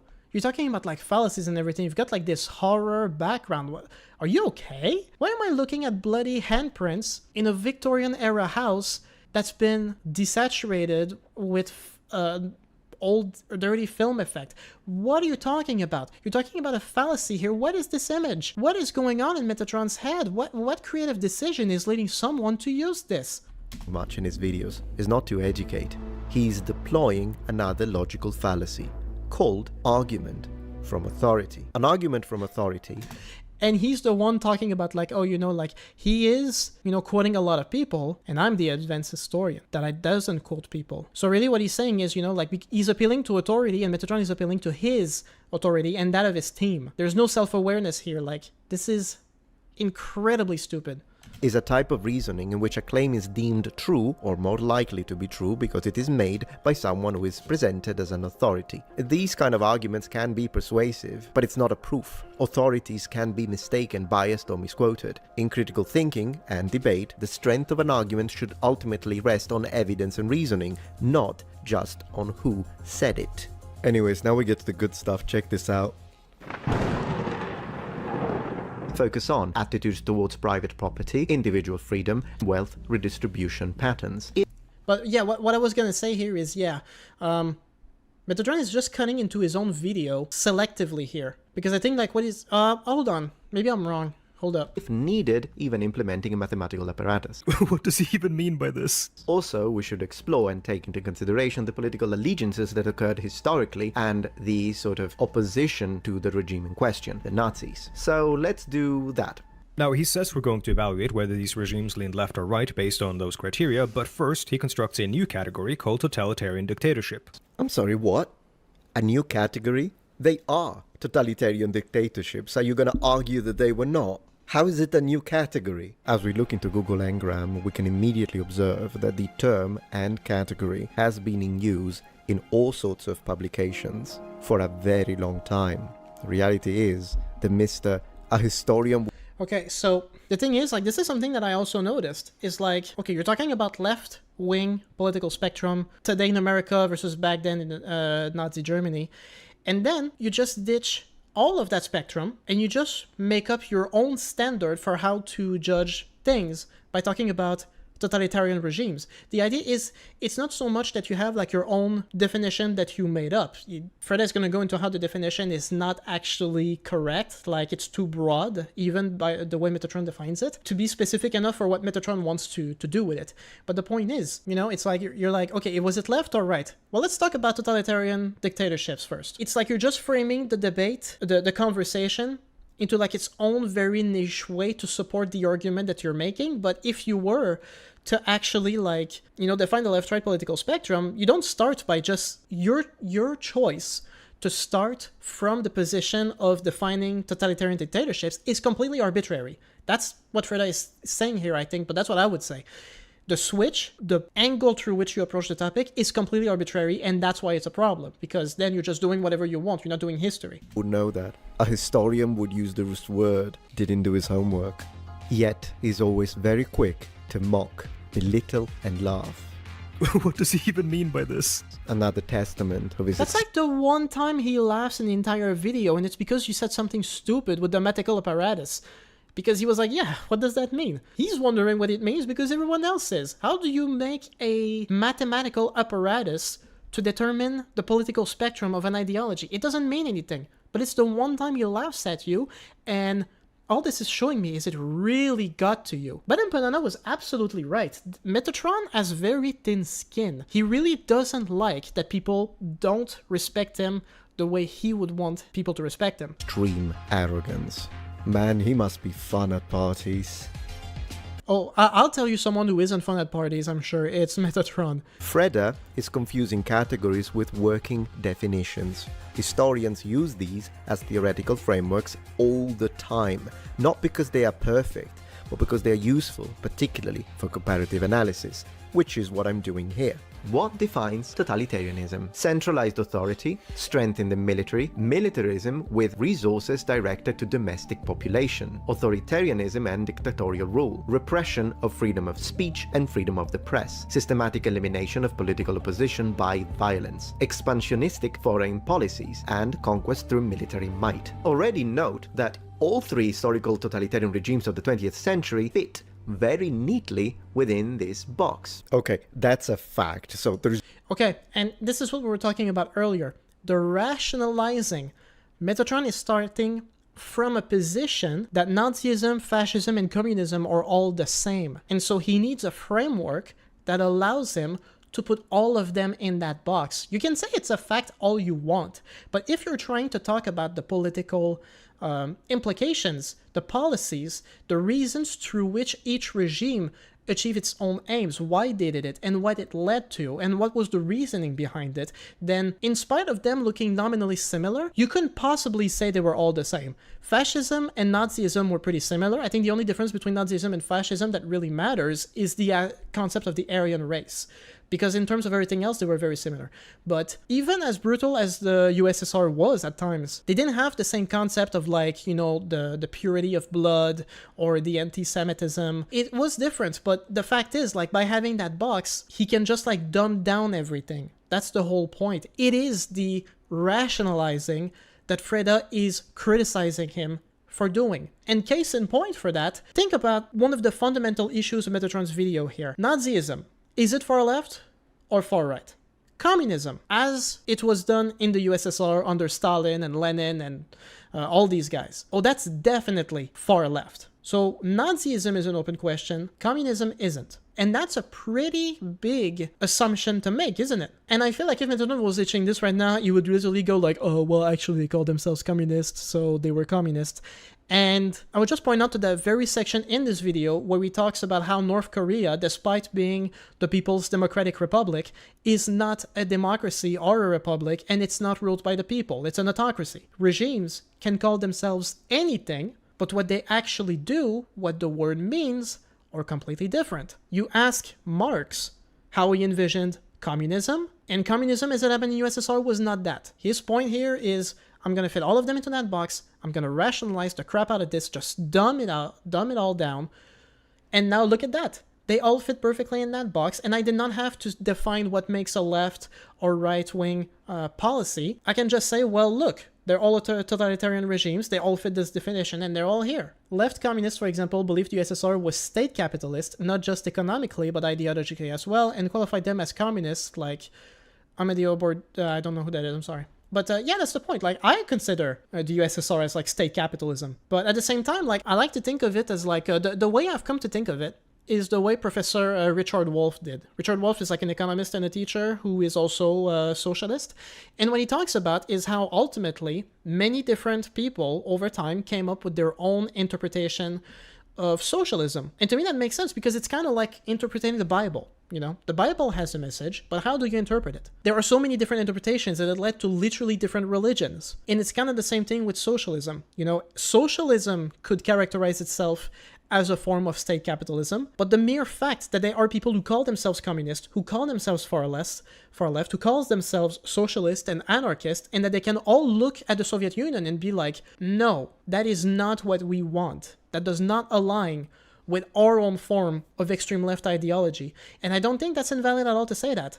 I think what's very disingenuous is to look at the Soviet Union and be like, see, their extreme left-wing ideology, let us never substantiate that, and instead spend the rest of the video comparing the Nazis to the Soviets. I disagree with them myself, but the point is that the topic is more nuanced than Metatron gives it credit for. It is.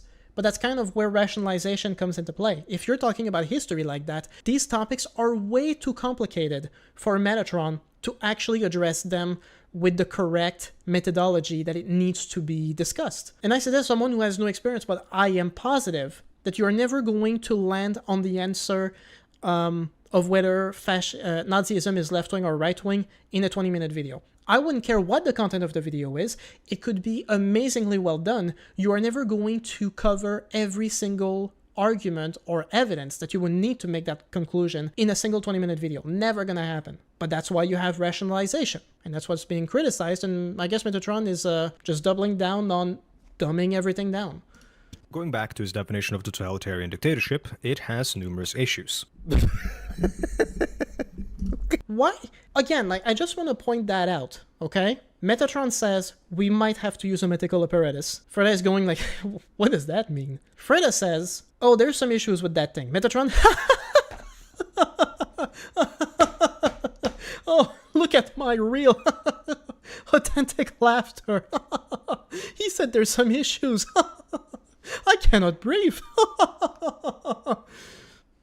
Yeah, it is true. It has issues. The framing is awful. And Metatron is laughing his butt off. He's faking his laughter before he even gives a chance to Fredda to actually say why there's issues. But the mere fact that he does that, like, the most obvious problem is that he provides no justification for that definition or even one item within it. Yeah, there's also that big problem. Like, okay, why are we using that definition? You never explained that. You're just saying, okay, well, this is how we're going to do it. Left-right is a ahistorical syllogism. So how about we start from this definition that I'm just making up myself? You know, we start from there. Like, why are we doing this? Why is that the process through which we're analyzing this? Like, we don't know. That's just what he's doing. And then there's issues with this, and he laughs his butt off at Fredda before Fredda even has a chance to make his argument. God of Olympus, help us. Imagine a brutal and repressive dictatorship that for one reason or another is incapable of carrying out expansionist foreign policy. By his definition, this may not be a totalitarian dictatorship because it's not invading its neighbors. Now imagine a dictatorship that does carry out belligerent and hostile foreign policy and even invades countries, but doesn't actually annex these countries, instead leaving puppet regimes in their wake. Maybe on the other side of the planet even. They wouldn't fit the bill. Here is something for you. Go back, rewind.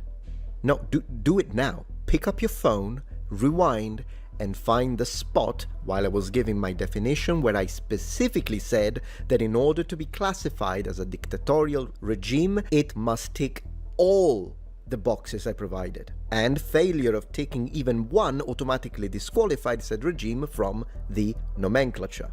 Strawman. The only really good criteria. Okay, so Metatron's argument here is that he never actually said that you have to match all of these to be considered a authoritarian dictatorship. But the point is that if you don't need to fit all of these, then you have a whole bunch of other countries that would fit within this broad definition. And so your comparison of the Soviet Union to Nazi Germany becomes a lot more irrelevant. You need, in order for your arguments to hold, you need your fascist Italy, Nazi Germany, and Soviet Union to all perfectly fit all of these. But if you're saying that like any country could be an authoritarian dictatorship without necessarily checking all of those boxes, then why aren't you making the argument that the United States is left-wing or right-wing while you're at it? Why aren't you comparing them to Nazi Germany? Or about Canada or China or Cuba even, if you want to go so far? You know, like right now, isn't Venezuela for a while trying to threaten Guyana from taking some of their land? Isn't that authoritarian dictatorship? Even if they don't necessarily fit all of these boxes? Are they Nazis?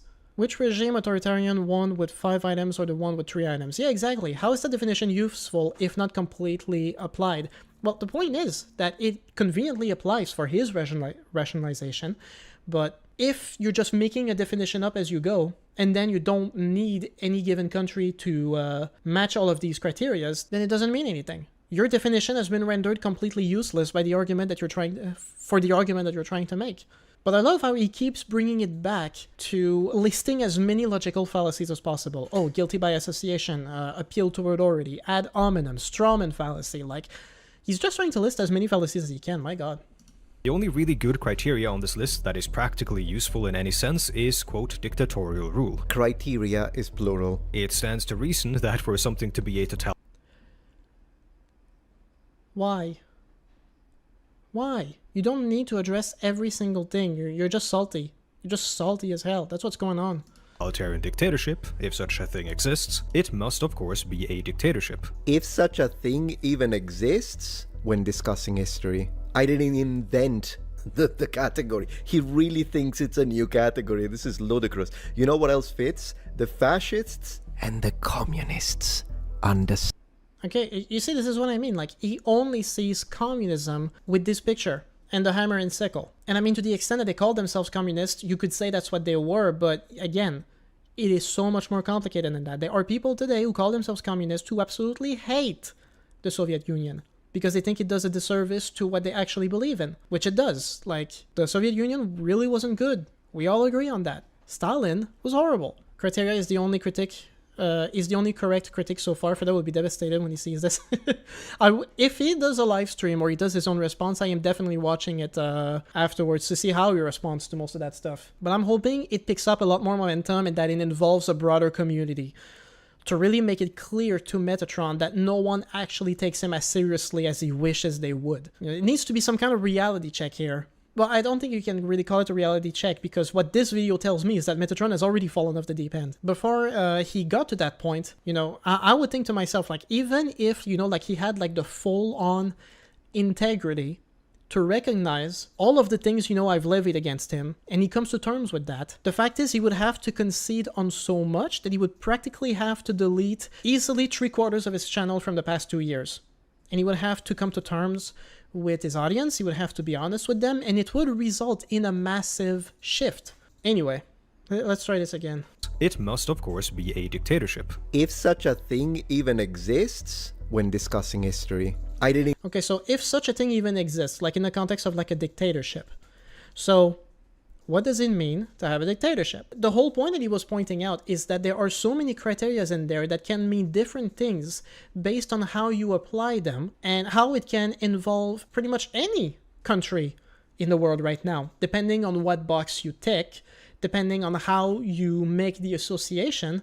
Based on that, you're not going to arrive at a concise definition of dictatorship because you're purposefully leaving it so broad that it can also include any numbers of countries. A country where, you know, the elite get to pay into political parties to have their votes sent across. Isn't that a dictatorship? It's not a dictatorship of the proletariat, but it is a dictatorship of the bourgeois, if you want to think of it that way. Isn't that a dictatorship? But then if dictatorship is like one person in power, one autocrat, or a series of autocrats, then maybe you can call it a dictatorship. But then if it's a group of people as opposed to one person, is it still a dictatorship? If you have a dictator who gets told by a few people right beneath him what to do? This is why, like, again, like, this is what we're talking about. We're talking about like the rationalization of history, but rather just the oversimplification that comes from the right wing, because this is what that is.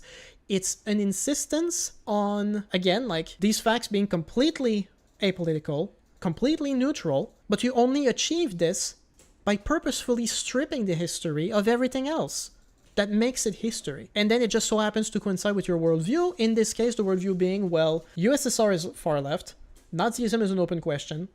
So I'm going to compare the two and then stop just short of saying that Nazism were far left, they were merely authoritarian. Authoritarian centrists, you see. Which is pretty funny when you think about it, because if Metatron is a moderate, then that means that if he was an authoritarian moderate, then he would be a Nazi. He would just have to believe every single thing he believes right now, except maybe freedom of speech and democracy. Boom, you're a Nazi, by your own definition, because you're a moderate, right? You're neither left nor right.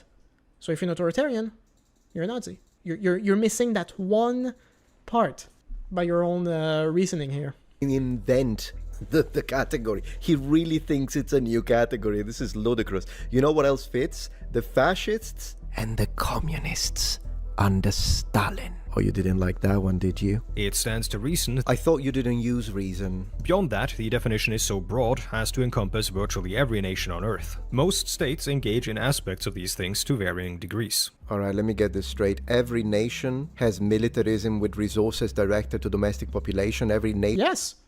Yes, they do.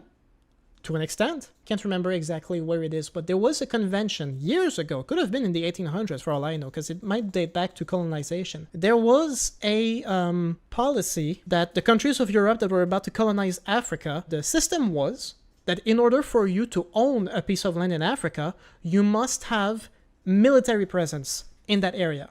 And to this day, there are still countries that function this way. There are countries where the way they hold their country is by having a recognized military.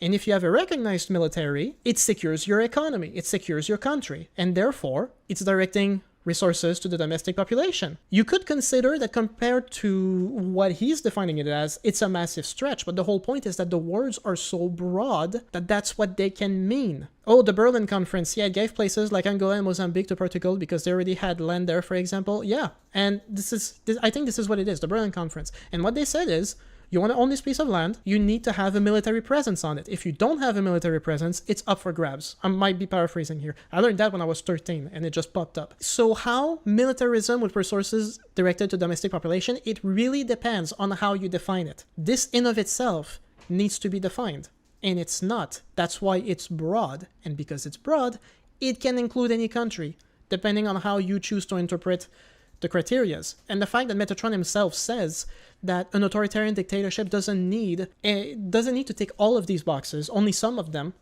to be considered an authoritarian dictatorship, then that's it. That's all there is to it. Nation has authoritarianism and dictatorial rule. Every nation has repression of freedom of speech.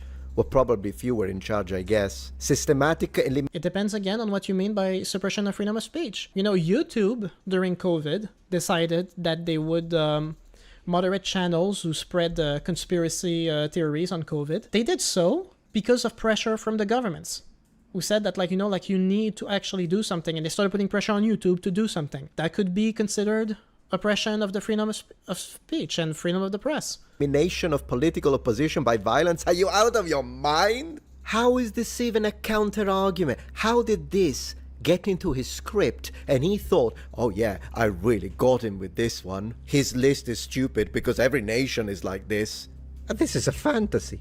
You personally have to make an assessment of how strongly you feel that a nation has enough of these things to qualify. This isn't the kind of objective measure he portrays it as. To demonstrate my point, he says he'll prove that these three nations fit the bill, and to do so he literally just goes down the list and makes an assessment and says that they do. He does a little, quote, thought exercise to prove that 1940s Germany didn't have freedom of speech. And I will show, well, let me prove it to you. Let's do a little thought exercise. You are in 1940s Germany. You disagree with Adolf Hitler's opinions, so you go to Berlin and in front of the whatever government building that they have there, you say, Hitler was an idiot. Yeah.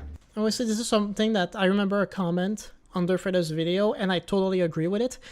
You're making a video on Nazism and whether they are left or right, and you're trying to do a thought experiment on what would happen if you go to the government building and you don't even know what the name of the building is. Like, it's okay if you don't know, but if you're gonna make a video about it, can you make the basic research of just looking it up? I don't even know if I can say it properly, but it's the Reichstag, something like that. Do you think you're gonna survive that? This isn't how you work with history. You don't think your way towards an answer, you find evidence to back up your claim. His argument here is 100% reliant on your personal understanding of Nazi Germany, not related to any evidence whatsoever. His argument is compelling because you understand Nazi Germany to be oppressive, and you're right. But he's not actually teaching you anything. He's saying, you believe this, therefore my point stands. This isn't history. He's pandering to you, and even though what he just said was correct, it is still pandering. Oh, this is beautiful. He just said, he admitted that I am correct. Yet, he says there is no proof whatsoever that in Nazi Germany there was no freedom of speech. This is diabolical. The level of dishonesty of this guy is cosmic at this point. I don't even know how he has subscribers. Well, the ideologically driven, I guess. Okay, talk about like completely missing the point. The whole point Fredda says is that even if you're correct, the way you approach it is not correct. And that's what he's talking about when he says, you know, you are rationalizing history incorrectly. It's like, yeah, you believe this, therefore I'm correct. That's what it is. No. If you wanted to make that example, you could. But you could just, you know, show the laws that the Nazis had on freedom of speech. Show, like, what laws they had on protesting. You don't need to have a thought experiment in which you compel your audience to rely on what they already presume to know about Nazi Germany. But that's the point. He's literally like, okay, well, you tell me I'm correct, so there's no point here. How does this make it in your script? Are you kidding me? Like, this whole time, you haven't let him make the point. You would just cut through, make, you know, your own little petty insults, be ridiculously childish about everything that Fredda said. Finally, you let him speak for a minute, and he finally makes the point that he was gonna make. And now you're like, well, at the end of the day, what I said was correct. So I don't need to question how I do it, how I reach it. Also, since he accuses me of pandering to my audience, whatever the heck that means, from a channel that debunks both sides. Utterly, like, the only thing he cares about is how he's perceived. And he really wants to stay in control of that. This is why he probably hates Fredda so much because of this video. Because Fredda called him weird in his video title and suggested that because he makes no effort, because he's dumbing down the very real process of doing history, then he should not be taken seriously. And that just really gets to Metatron. Me of pandering to my audience, whatever the heck that means.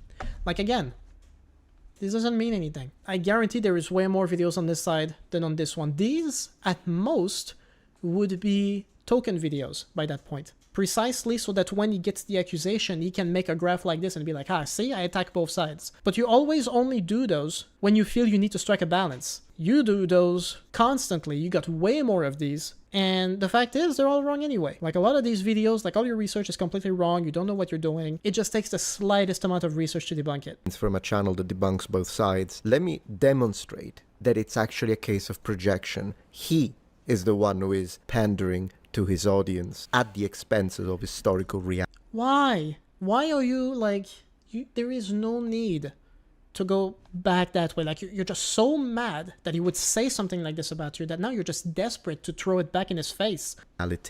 Also, I want you to notice one thing, because I did notice it since I made the original video, but you might have missed it. On this video, as usual, I attack arguments that are presented by both sides. He has systematically shown only those sections that he knows lefties would hate, but has also removed every section from my video where I said something right-wingers wouldn't like, but lefties would agree with. Such as, for example, the section where I say that just using the name National Socialism isn't enough as a criterion to decide whether Nazism was left-wing or right-wing. That is mental manipulation and... Like, the thing is, Fredda is doing is, like, he's going over, like, the stuff that you got wrong. If you're going over something that, you know, he agrees with, then what's the point of talking about that? He's like, oh, you know, this is mental manipulation because, like, he didn't say that. Like, you need to understand the argument, the actual argument that suggests, you know, that Nazism is left-wing, that it's because it was called National Socialism. That's the only argument anyone ever makes. Problem is that there isn't really actually that many right-wing points to talk about. This is not something that I see in the video either. In fact, what I do see is that every time there's something that attacks the right, Metatron actually goes out of his way to try and make it about the left. One of those examples is when talking about, like, the racial aspect of Nazi Germany, how it was, like, super racist. And Metatron will say, yeah, you know, that's the type of racism that you would see on the far right, but, hear me out, guys. Marx was racist too, so technically leftists can be racist too, which is a whole other problem on its own, but that's kind of my point. Wasn't that technically something that would have been an attack on the right, and you agreeing with it would have been an attack on the right? Why did you try and make it about the left? What were you trying to achieve with this? Again, like, this is just such a false equivalency, and I've been through this before. Like, I've made a video last year exposing Metatron, which is literally going over how Metatron targets the left versus how he targets the right. And the answer was, he doesn't target the right. He makes the right about the left. He makes it about the left, and then he attacks it that way. That's all he does. Lack of intellectual rigor, if I've ever seen it. And I am the one pandering? This is embarrassing. So what this tells us is that these are not necessarily unique features of the right or the left, but they manifest as common ground on the extremes of said spectrum. It's the horseshoe effect. Extremes touch, even if, ideologically, when compared with communism, fascism is indeed right-wing. Horseshoe theory is complete bunk. It relies on surface-level similarities between certain right and left-wing regimes in history. I don't think historians put much stock in the idea, instead opting for a more nuanced and holistic analysis that doesn't entirely sideline the ideological differences between these regimes. To use your own words. What does he even mean by this? So it just means you did not understand at all. Are you serious? That's your only argument? Hold on. Metatron is actually observing isn't the similarities between right and left-wing extremes, but the similarities between two different regimes wielding state power. The reason I think that the horseshoe theory is compelling is that both Nazi Germany and the Soviet Union were ideologically opposed to democratic liberalism, which means that those regimes in many ways were both quite different from the ones most of us live under today. The difference from us, is something they both share, even if at a closer look the regimes really aren't that similar. Horseshoe theory is not a perfect representation. It's better than anything this guy has tried to present as objective and true. You see, the theory is not meant to erase ideological differences. It's meant to highlight behavioral and structural similarities between regimes that claim to be opposites. Totalitarian control, cult of personality, censorship, mass surveillance, these can emerge on either extreme, and it's a fact. Fredda's mistake is once again conflating ideological labels with functional outcomes. It simply shows that when taken to their extremes, any ideology often abandons liberty and human rights into what could be considered a chilling historical pattern. Okay, so I was really curious what he was going to say about that, and for once, I kind of feel that throughout this video, Metatron is kind of losing his energy to constantly hammer on everything Fredda is saying, because he's actually letting him speak more now. Maybe he feels more comfortable, letting him speak after he trashed him for like 25 minutes, and, something that Metatron would resent everyone else for doing, but I guess he's doing it, so it's fine. But, okay, so, horseshoe theory. Fredda's mistake is once again conflating ideological labels with functional outcomes. Okay, he's conflating labels with outcomes. This is what Metatron does, because he's conflating communism, the label, with the USSR. He's putting them together as one and the same, and he's arguing that if you strive to achieve communism, you will become the USSR, in spite of what communism at the root actually means. You have the label, you have what it actually means, and you have the regime. There's three different things to consider here. And Metatron, by using the horseshoe, he's only considering the label in association with the system that appropriated the name. And he's just saying, okay, well, in that context, that works. This is the main problem. So when it comes to the horseshoe theory, yeah, the problem with the horseshoe theory is that, like Fredda just said, it's a very shallow understanding. It only works if you think of communism as the USSR and Nazi Germany and fascism as, the far right. And then if you put them together, yeah, you're going to end up with a horseshoe like this. But it is true that the horseshoe theory, outside of that one niche way of using it, instantly falls apart. Because again, there's communism, what it means, there's what the USSR did, and there's communists back then and today that did not associate at all with the USSR. So how does the horseshoe account for that? It doesn't. That's the thing. And this is one of the things we say, because communism, ideologically at its root, is closely associated, for example, with anarchism. Their criticisms are different, but they essentially reach more or less the same things. So how do we reconcile the fact, for example, that the first people Lenin went after when he consolidated power were the anarchists? Shouldn't they have come together? No problem? How do we account for this? Not if we use the horseshoe theory, and that's really the point. That's why the horseshoe is completely bonkers. If you have someone who hates the state, wants to dissolve the state, wants to give power back to the people, who wants to make everyone equal, who wants everyone to have all their needs met, and on the other side of that, you have people who want to exterminate anyone that isn't directly like them, you want an autocracy that keeps everyone exactly as they should be, how are those even remotely similar? They're not. And that's why the horseshoe theory fell apart almost immediately. One of the other ways in which like it's also going to come up, and it's also the way in which I suspect Metatron is using it a lot, is he thinks to himself, when someone calls you a racist, they're authoritarian. They're trying to silence you, cancel your freedom of speech. Therefore, they're authoritarian, therefore that makes them like Nazis, who were also authoritarian. Now, of course, the big problem with that is that he's just whining. I mean, he's got a channel of almost 1 million subscribers. No one is silencing him. He says whatever he wants, completely unchallenged. I mean, he is challenged, but even he still has control over how he accepts other people's challenges, because then he hides behind his editing. Endorsement of the horseshoe theory is at the core of his video, because that's what allows them to fit all these regimes within the same box, and this is what allows him to then make all these frivolous comparisons. I really want to emphasize this, but the fact that you would leave communism as like an extreme, as it was done in the USSR, as an extreme left ideology, and just completely leave it at that, never explain it, never even consider the meaning of it, but then you go out of your way to make Nazism an open question, that's sussy. I don't know how else to say it. Like, I don't think Metatron is actually a Nazi, but what do you think you achieve with a video like this? This is when we say that, like, when you're a moderate, you're just a right-winger, or you're just helping the right wing. You are not achieving anything by suggesting that the Nazis were nothing else than far right. Because they are far right. That's where it goes. And I was going to make that point later, but I might as well make it right now. It's not the best way of looking at it. So, we have the political compass. It's not great. There's a bunch of problems with it, and I made a video last year about why, in their attempt to map out every single ideology, it ends up being a bit all over the place, because by that compass, Hitler would end up somewhere in like authoritarian center. It's complicated. You know, let's talk for a moment about like what it means to be right-wing.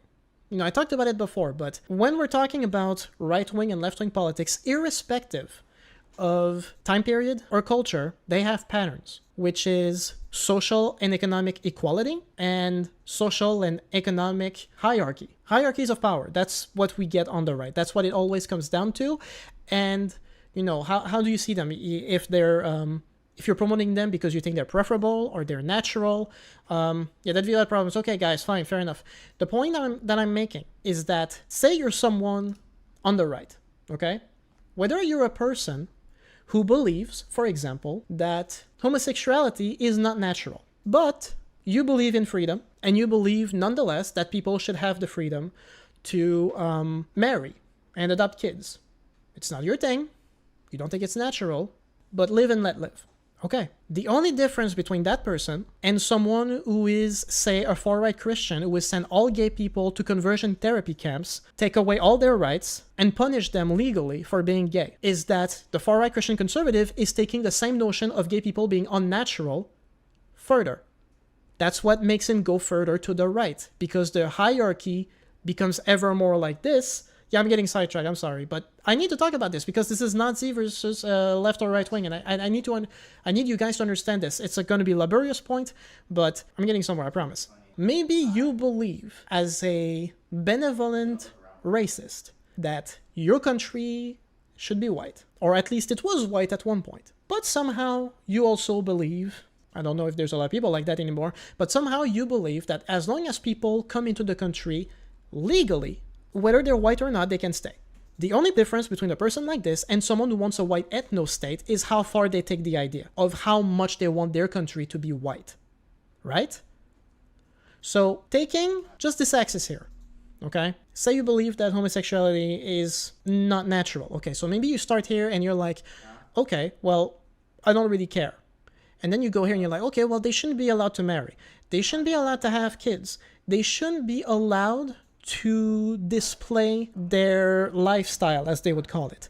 We should actually send them into camps to be converted by force to become straight, without necessarily being in that order, but you get more what I mean. Normally, once you get here, you're basically at the point of we should exterminate them. Nazism is right here, in that sense. If you follow Metatron's logic with the horseshoe and they're neither left nor right nor authoritarian, what happens is you believe gay people are natural, but you don't really do anything about it. They should not be able to marry. You believe they should not be able to adopt. You believe they should not be able to have public displays of affections. You think they should be sent to conversion therapy. You think they should be... Nope. This part here doesn't exist anymore. Once you go past that point, you end up right here. And the part where you believe you're wanting to exterminate people, you disappear from the far right, and you end up in the authoritarian center. You are neither left nor right. That's Metatron's logic here. And all it serves to do is distance himself from where his ideas inevitably lead. He doesn't need to be here and feel associated with this part here, unless he actively chooses not to condemn it. But he does to an extent. The problem is, he doesn't like that it's on the far right. So you believe all of these things, you take these ideas ever further until you strip everyone of their rights, but when you get to the point of extermination, you disappear from the right, you end up right here. How does that make sense?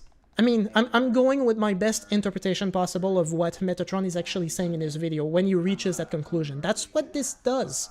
So this is what I'm talking about. I hope this makes sense. It simply shows that when taken to their extremes, any ideology often abandons liberty and human rights into what could be considered a chilling historical pattern. But once you start to look at this from the American political perspective, then the situation becomes muddy, if you will, necessitating a more nuanced item-by-item approach. If you recall, early in this video, he said that one problem with this is that Americans are trying to apply their 21st century understanding of politics onto a 20th century European political movement. Yes, I'm saying that. And now he's saying that because there are differences between Nazi Germany and the positions of American Republican voters, the situation is muddy and Nazi Germany isn't entirely right-wing. No, I'm not saying that. You absolute clown. I said we shouldn't call the Republicans or the Democrats Nazi. We shouldn't use either. They weren't neither uniquely left or uniquely right. And everyone watching even his manipulated version of my video knows that. He was accusing me of having manufactured an extra category to put them on. Totalitarian dictatorship. Yeah, and on that video I also say that the Nazi movement was considered syncretic, which means it has elements from the left and the right. It's... Okay, the problem with that one line, I don't know if we get to it, but the line, syncretic, was used by Hitler himself. And it doesn't actually mean anything. Syncretic, as Hitler used it, meant that he was saying that, you know, they have elements from both the left and the right. Why are we taking him at his word for that? Hitler was a genocidal liar. And what you need to understand about fascism and the far right and Nazism in general, and this is something that I was trying to make that point. In Windows Studios, he said, when he was making his video on fascism years ago, he says, you know, fascists, they're not democratic, they're not statist, they're not, you know, autocrats, they're not monarchs. What they are is whatever puts us in power ist. That's what he used. And you can, if you saw the Jubilee debate with the fascists who talked to Mehdi Hassan, that's exactly what he said. He says, you know, I don't believe in democracy, but we can use it to hold a vote, and once we have the power, we take away democracy and stay in power. That means he doesn't believe in democracy, except as a means to an end. And Hitler and the Nazis, they did that the whole time. Most of their rhetoric until they got to power was about the freedom of the workers. That would make them far left if they meant it, but they didn't. They went full capitalist after that, and they crushed all the unions, and they put the workers under the boots of the owners, and they left them there. They're only syncretic to the extent that they lie. All on his video as well. What a liar. Unbelievable. And yes, the point is that Metatron, like in that moment, like you can see it in the video for yourself, because now he's calling Fredda a liar for making that point. Like, you know, before you said it was a historical syllogism, and now you're in the process of going through American politics to compare whether the Nazis were left or right. That is what you're doing, Metatron. That's what you end up doing in the video. Absolutely despicable. Why are you looking at it, quote, from the American political perspective? Surely there must be better criteria than the political understanding of the median American voter. Full offense intended to the median American voter. Oh my gosh, I have to explain the obvious. I am looking at this from the perspective of American politics and the general public precisely because oftentimes people will claim said totalitarian regime to belong to one side or the other just because they're using it as a way to insult people they disagree with. How do you... But that's not just it. You don't use it to talk about like the insults. This is a point you're making in the video, Metatron. But that is what you're doing. You said like, look, you say, oh, well, because people sometimes use it in like modern American political terms, then that's why I'm doing it. Okay, But you also said at the beginning that it doesn't make sense to do it that way. So, which is it? That is a perfectly fine argument to make. And you're just kind of like, well, what you're saying I'm not doing it, except I am doing it, and you're a clown. That's what's happening here. Not see that. I'm focusing on what people are doing wrong. So how silly is it to ask if it's a good prism of evaluation? It's not, Sherlock. That's why I'm debunking it. Also, But you're going to go over a list of policies and make it seem like that could lean the Nazis either left or right. You do that in the video. Bias, an all-right mocking attitude towards Americans is very off-putting. I would imagine He just called him a clown. What's not off-putting about that? Yeah, he's making a joke that Americans are idiots. I agree, Americans are idiots. Lots of them are idiots. They voted for Trump a second time, like they never learned the first time. They're in a cult. If you were to look at your analytics now, you get a lot of views from those Americans that you despise so much. Maybe you should be a little thankful and I promise you, Metatron, the people who watch those videos are not the American median voter. That's kind of the point. Because they're a little more informed, because they're a little more interested in that stuff, they're already, like, way out of that category. If they're watching that video, they are not the people that Fredda is making fun of. respectful, since they literally make you money. A typical mentality of an entitled 20-year-old who once again thinks he's better than you because he could afford an education, and in his mind, he has better politics. More valid ideas. You see, the Nazis, for example, had nationalized healthcare. Government. No, they did not.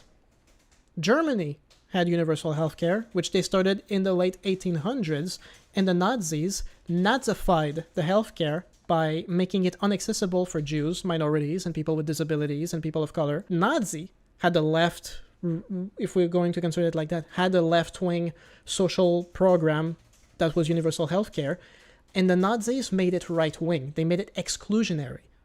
So that's the first problem right there. Deeply involved in every aspect of industry, so we're talking about big government.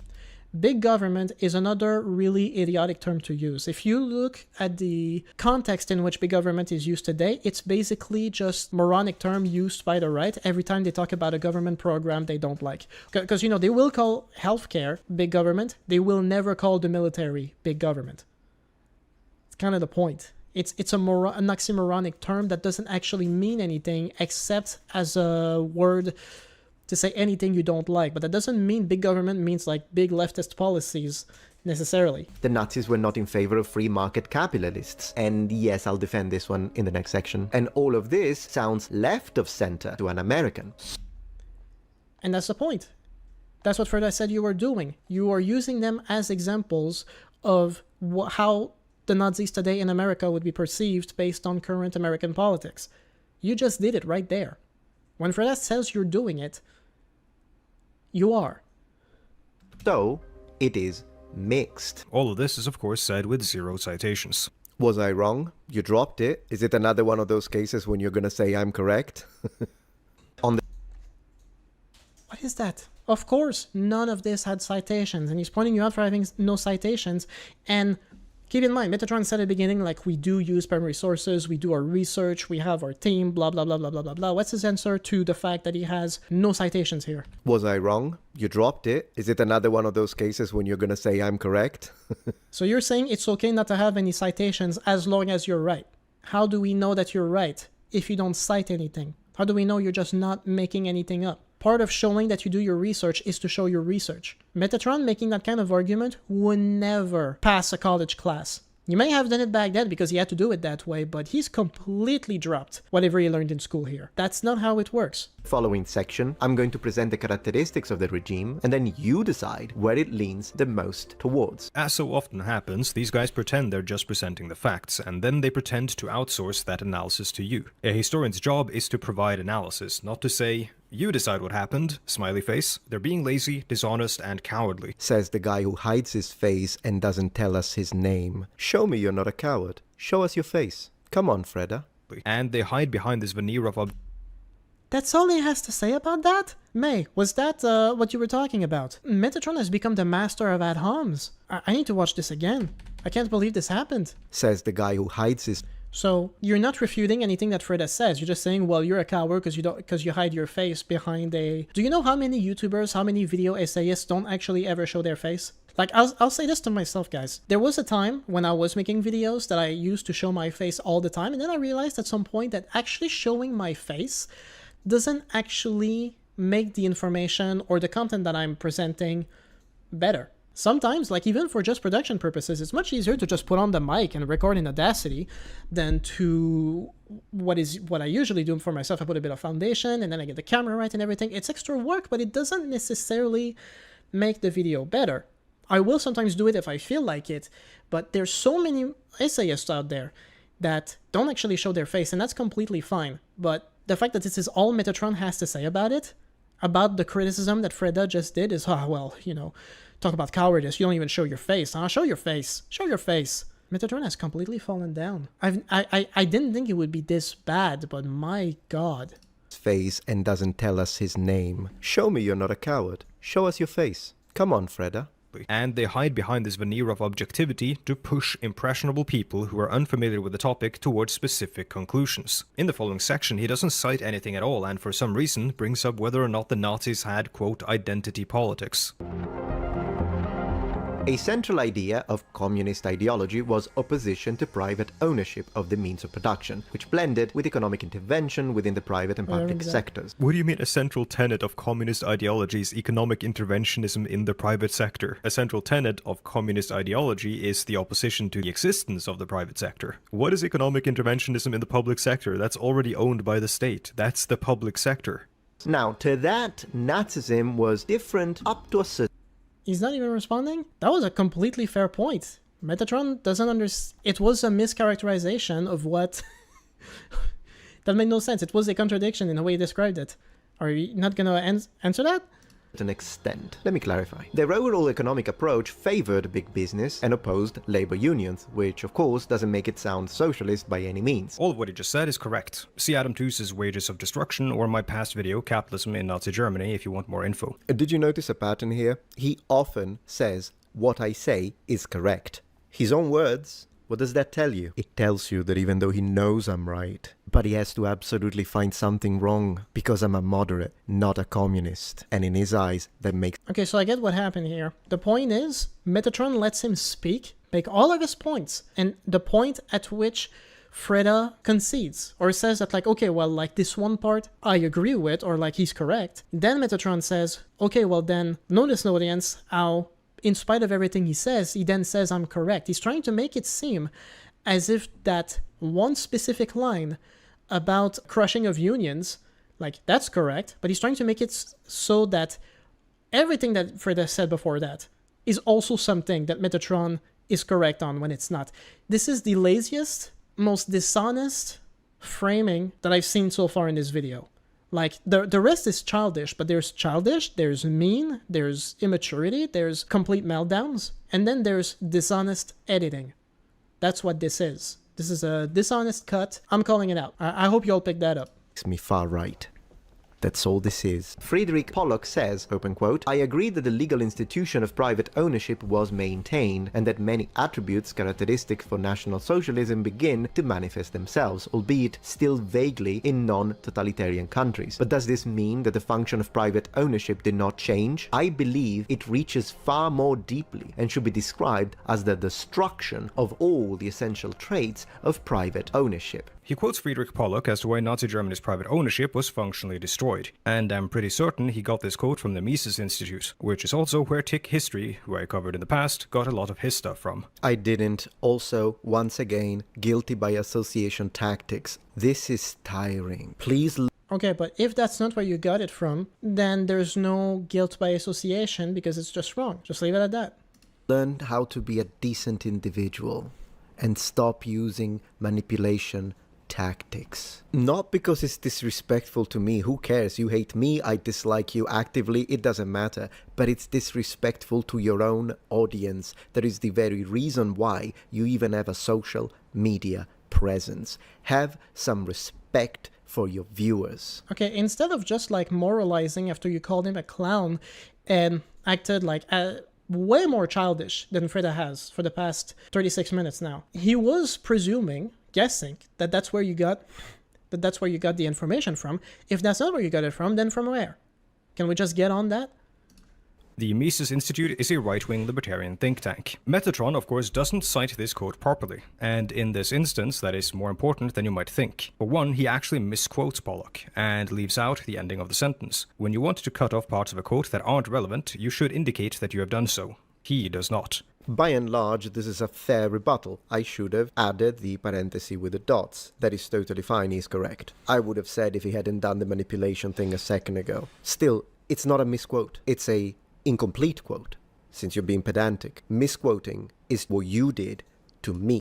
Okay, but again, Metatron, the point he's going to make is that the quote you have is incomplete and likely doesn't make the points that you think it's making. Therefore, it's not just that it's, incorrect, it's that it's leading you to say something that's incorrect. And all you're saying is like, well, I would have conceded it sooner if he wasn't mean. Like, oh my god.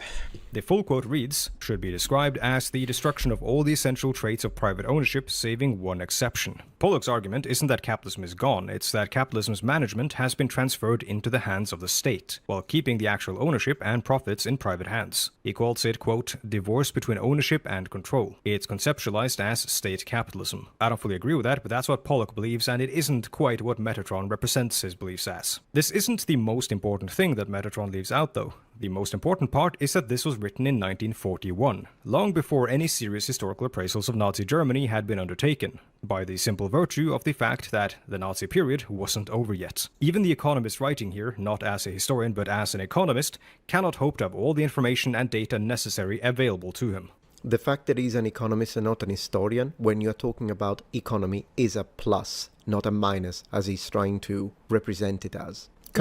Oh my god. Completely mute point. What follows is an argument. Okay, no, it's not a complete mute point. He's talking about how it's not just the fact that, like, yeah, okay, so he's an economist and he may have some input into, Nazi Germany, but the whole point is that he wrote this piece that Metatron cited, and to be clear, Fredda said where the source comes from. It may not be from that YouTuber, but it's still from that same institution. It's still from that same other thing. Like, Metatron never disclaimed that.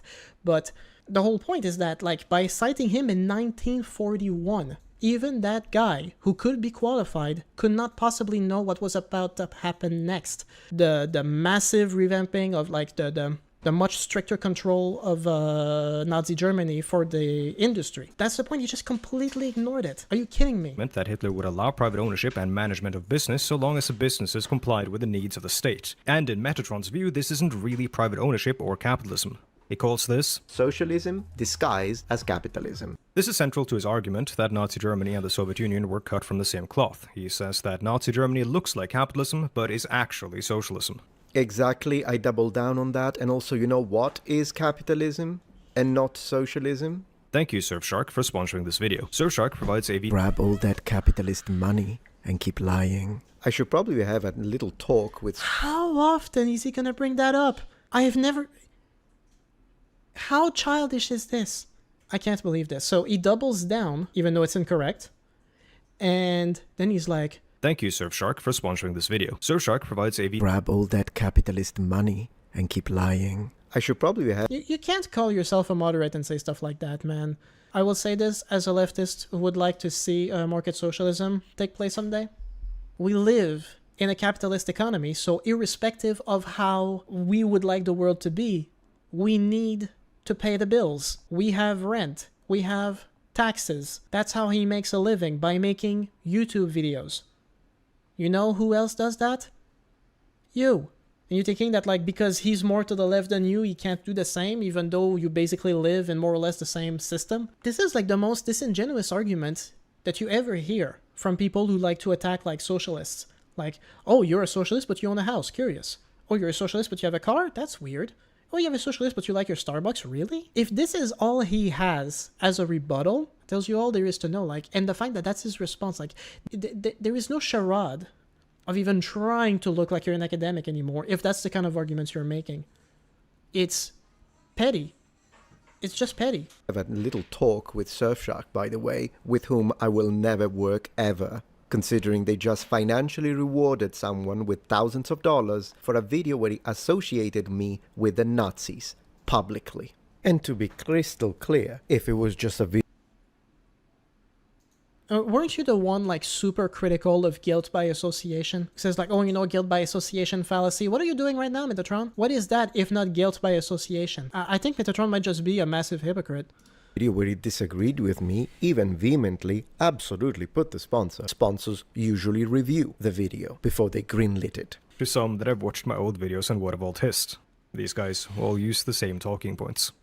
What does these guys even mean? What does it mean? Look at the tribalism. Anyone who isn't a far-left communist like him is these guys. Dude, he just compared you to What If Altist because you're both pseudo-historical idiots. You both completely misframe history, you both dumb it down, you both rationalize it in ways that don't make sense, you don't follow the normal process of historiography. That's why you made that comparison. Alright, now I would like to dedicate a small section to race. With that being said, let's also remember that if you think that racism denotes right-wing position, then you would classify Karl Marx as a right-winger. And the reason I say that is because if you actually read the article he published in 1844 called On the Jewish Question, you would absolutely consider to be racist. He claims to have read On the Jewish Question, but probably hasn't. Hey, do you have a citation for that? Any evidence for that statement, mister? I need to prove everything, I'm super historian. Of course I read it, we read it in high school, for crying out loud. Maybe, yeah. Or if he did, he didn't really understand it. It was written in response to Bruno Bauer's The Jewish Question, hence the title, On the Jewish Question. Bruno Bauer's text is very anti-Semitic, and Karl Marx is arguing against Bruno Bauer's anti-Semitic arguments. Karl Marx himself was born to a Jewish family. To modern ears, much of the language employed by Marx and even the title understandably sounds shocking, but that's because we're viewing it outside of its historical context. That being said, there are examples of Karl Marx being overtly racist in letters, particularly towards La Salle, which Metatron could have highlighted. Oh wait, he's not doing it again, is he? Karl Marx undoubtedly harbored certain anti-Semitic and other racist beliefs. Yep, I'm right again. But bringing up this particular text is a very lazy and widespread right-wing talking point that isn't really convincing. Now get ready for pure hypocrisy. I would argue that Karl Marx was perhaps less racist than the average German man in the 1800s. He just did the very thing that he has been accusing us of doing for this entire video. He used his own reasoning without any evidence to back it up to make us. He just told you that in this book on the Jewish question, he's actually speaking against anti-Semitism, which in of itself could suggest that in spite of his views at the time being pretty bad, they are the views for the time, and even for the time, they would still not be as bad as the average person. He just made an argument in favor of that using this very book on the Jewish question. Like, you just missed it, I guess. Statement about people in history. Checkmate. Oh my god. But Embarrassing. that this also isn't saying much because German men in the 1800s were very racist. I won't belabor this point because the point Metatron is trying to make is silly. Racism is not an inherently right-wing position, and nobody sensible would argue as such. Anyone can be racist. So once again, I'm right. And in fact, we could have agreed on this. Do you see the impossibility to have a discourse with someone like this, who just argues for the sake of the propaganda message, even when we could have agreed upon something? I believe he's saying this defensively, because he himself knows that racism is more prevalent on the right. Not if you count anti-white sentiment. In fact, much of this video Okay, I'm just gonna let this thing go and then I'll give my take on all of that. can be viewed as defensive, particularly the last portion in which he gets very hung up on whether or not Hitler is a Christian, which I don't think is very relevant. Who cares if you think it's relevant or not? It's my video, so I chose that section because it was relevant to me. In the conclusion to this video, Metatron invites you to do a political compass test and try to imagine what Hitler's answers to each question would be, and then see where you end up. Once again, relying on your preconceived notions of who Hitler was, instead of actually educating. To him, educating is brainwashing you. You're not allowed, nor supposed. No, that's not what he said. The whole point is that if you're a historian, your job is to explain the mentalities of the time, to explain like what was the rationale, and like let people like have that information, but you need to present it still with the openness that it needs to have. The problem is that when you rationalize everything, you dumb everything down, you are stripping a lot of what you're talking about out of the context, and then with barely any context at all, because you're not providing much, you're telling your audience, well, what do you think? is the position of Hitler? What if you go yourself and just use your preconceived notions of what Hitler stood for to try and see if he ends up on the left or the right? That's just not how history works. That's not what you're supposed to do. And I wasn't make a second point about that, but I think I have to watch it again to Relying on understand. your preconceived notions of who Hitler was, instead of actually educating. To him, educating is brainwashing you. Okay, so if I understand what he's saying that, like, the only way you can educate people is by telling them what the facts were. And what Metatron would be saying is that, well, part of keeping an open mind is to let you figure it out for yourself. What does that mean? Maybe it's just because I'm too tired, but, like, I'm not really understanding what Metatron's point here. But either way I look at it, it's completely ridiculous.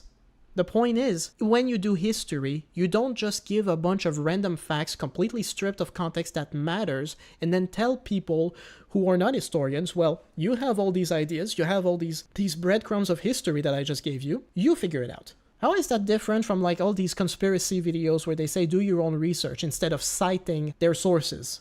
It's not different. What Fredda is saying is that if you really do history correctly, you are going to have a bias of your own where you are nonetheless gonna come at your own interpretation, but you are presenting the facts. You don't rationalize them in a way that just happens to fit with your narrative. You need to have all the facts, present them in their full context, and I saw a new comment. This is really bad. I'm so sorry, guys. I didn't think I would be spending this much time on a video, but it goes to show that, like, if I do reactive content like that, I have a lot of stuff to say. Point is, like, this is what I'm saying. Like, you don't just drop a bunch of random facts that just conveniently fit within that narrative that you are crafting for your video and then just stop short of giving the conclusion to what you're leaning to and just instead tell your audience, well, you think about it. That's irresponsible. It's not how history is done. And on the contrary, if you just present someone with all of the facts, that's not brainwashing. That's not propaganda. That's not indoctrination. What word did he use? And see where you end up. Once again, relying on your preconceived notions of who Hitler was, instead of actually educating. To him, educating is brainwashing you. Okay, no, see, that's the thing. When you teach someone something, you're not brainwashing them, you are teaching them something. You are teaching them what the facts are. What would be brainwashing, in my opinion, when it comes to teaching history, is trying to convince your audience that history is static. That the facts that are presented to you as they are not only not up to interpretation, they can never change. They can never be challenged. They can never be questioned. Those are just the facts. And if there's any gaps in between, you make it up. But that's brainwashing, because you're actively encouraging people to close their minds off to that one version of history that you just gave them. That's brainwashing. You're not allowed nor supposed to use your critical thinking. Whatever you think you know is irrelevant and means nothing. Fredda's idea of... The problem, again, is that Metatron used this critical thinking to frame the topic in a specific way that doesn't align with how you do history. Like, that's it. Education is you sit down, shut up, and listen to your betters, meaning him. He tells you what you're supposed to Talk about putting words in someone else's mouths. Isn't that something you kind of accused Fredda of doing throughout this video? Of just, like, you know, like inserting his authority? That's just what you're doing right now, just in the opposite direction. think and what is correct, and you cannot doubt it. It fits in perfectly. Oh no. Therefore, Nazism should not be judged by whatever words Hitler crafted, and it should not be considered neither left nor right-wing, at least in the political sense. The only thing in which Hitler believed was accumulating personal power, and we have a name for that: totalitarianism. Thank you for watching. To conclude, I'd like to read a couple of quotes from Roderick Stackelberg. And once again, quotation after quotation after quotation. That's Fredda 101. Metatron, if you want to make an argument for why him reading those quotations in this moment and reading those specifically, make an argument for it. But if all you're saying is, oh, you know, that's just what you're doing, that's always what you're doing, there's no attempt here to even engage with the counter-arguments offered to you, at which point I would ask, what's the point of making this response video? Because you're not... Actually, most of what he's saying you either purposefully misinterpret, or you just don't understand, or you are too busy gish galloping and completely trashing and trying to discredit Fredda. You're not actually engaging with anything he says constructively here. Also, that's not a historian, man. That's not a historian. I think Metatron isn't a very big fan of Hitler. The only true statement he has made when it comes to my characterization. And is understandably also not a fan of his politics and his views being associated with Hitler, which is why he wants as much distance as possible from him and his movement. Of course, no reasonable person is going to look at the Nazis and think that they were left-wingers. Not even Metatron thinks that. So his only recourse is to say nothing and pretend like it's nuance. I remember Metatron as a channel that did talks on history topics, but now it seems to largely be low-effort React content. And I mean lower effort than mine. I at least write a script. And here is the, once again, return of the ad hominem attacks. This is a...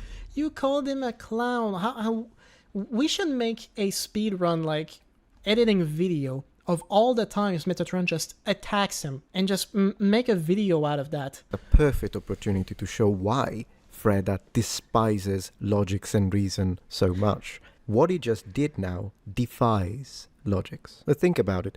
He's accusing me of being a low-effort React channel on a video that he made, which is a React video to me. Rather, it's a response video that he took the time to research, and he's editing it, and he's writing a script. This is not what you would call a React video. Fredda is making a little joke there, saying that, you know, like, at least, like, when I you know, make videos like this, but at least I write a script. Yeah, it's still way more effort than anything Metatron puts into his content now. Like, by far. Metatron has gotten extremely lazy, and that's all it is. And the fake laughter. The lack of self-awareness is unbelievable. Not to mention it's also false, because out of my last 15 uploads, 13 are my own original work. But as we just demonstrated multiple times by now, truth is the antithesis of Fredda. And also, it seems much of it panders towards right-wing young men who are frustrated about video games being too woke. Let's examine his language usage for a moment. This, that he just used, is a narrative trap. Fredda wants to frame all criticism of modern media as... I'm pretty sure, and like I'm going to be speculating on the motivations of Fredda as well here, but I feel like of all the things Fredda has said, this is one of those comments he does on the side when he really doesn't care to substantiate that one that much. Like, if you want to talk about anything that's like an ad hom, to an extent it would be stuff like this. The fact that Metatron only appeals to young, frustrated white men who are losers and haters, and that they're just frustrated at everything that's woke now. And Metatron, like, coddles them by making videos complaining about everything that's woke.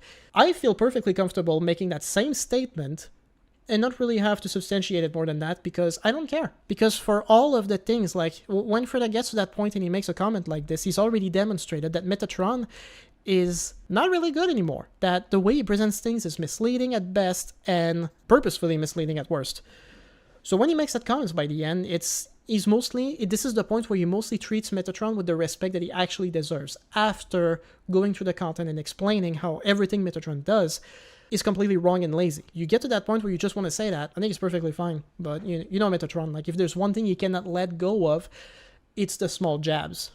in quotes, right-wing rage bait, close quotes, when in reality, many viewers, left, right, or centrist, feel alienated by preachy, ideologically loaded entertainment media. This isn't the language that I Also, I don't read Metatron's comment sections enough, but like, it's practically a cult there now, right? Like, he's built this cult of personality around himself, and there are people who actually watch his content and think that, like, he's the Metatron, you know, he stands firm. Historian uses at all. Do you see now why it is very important to depoliticize history? 1. I haven't used the word woke in years. 2. My community is mixed, because differently from you, I accept everyone. They can be left, right, center, or apolitical. It doesn't matter, as long as you're a good person and you're not toxic, you're welcome. The usual politics and games. And one of the things also that, you know, I never really got into the bit with Karl Marx. I kind of skipped through it. I'm going to get back to it. But one of the things that I really despise is like this idea that, like, as long as you're not toxic, as long as you're not a mean person, like, he is going to be dealing with a bunch of criticisms because he's got a big audience. He's going to have some hate watchers. Like, that's kind of just part of the game. But when you say, like, as long as you're, like, not toxic for who? Excuse me, my nose is getting clogged from talking too much. I don't know how that happens. But the point here that I'm trying to make is that, like, there was, for instance, like last year, when I made like one of my last videos on him and I suspected he was going to talk about me in one of his live streams, which he ended up doing, I ended up taking a screen cap. I should find it again. There was this one commenter whose avatar was the Confederate flag. And he wrote a message to Metatron, which Metatron kind of just ignored through the chat. And he said something along the lines of, "Thank you, Metatron, for protecting the white race." And back then, you might have thought it was ridiculous that, of course, Metatron would not do things like that. But now he's on Twitter talking about how when this one place said they found a Muslim ring in a Viking's tomb, that now he needs to unite with his northern brothers. He needs to... Europeans need to unite to protect the whiteness of the Vikings. You kind of just went right into that guy's rhetoric, didn't you?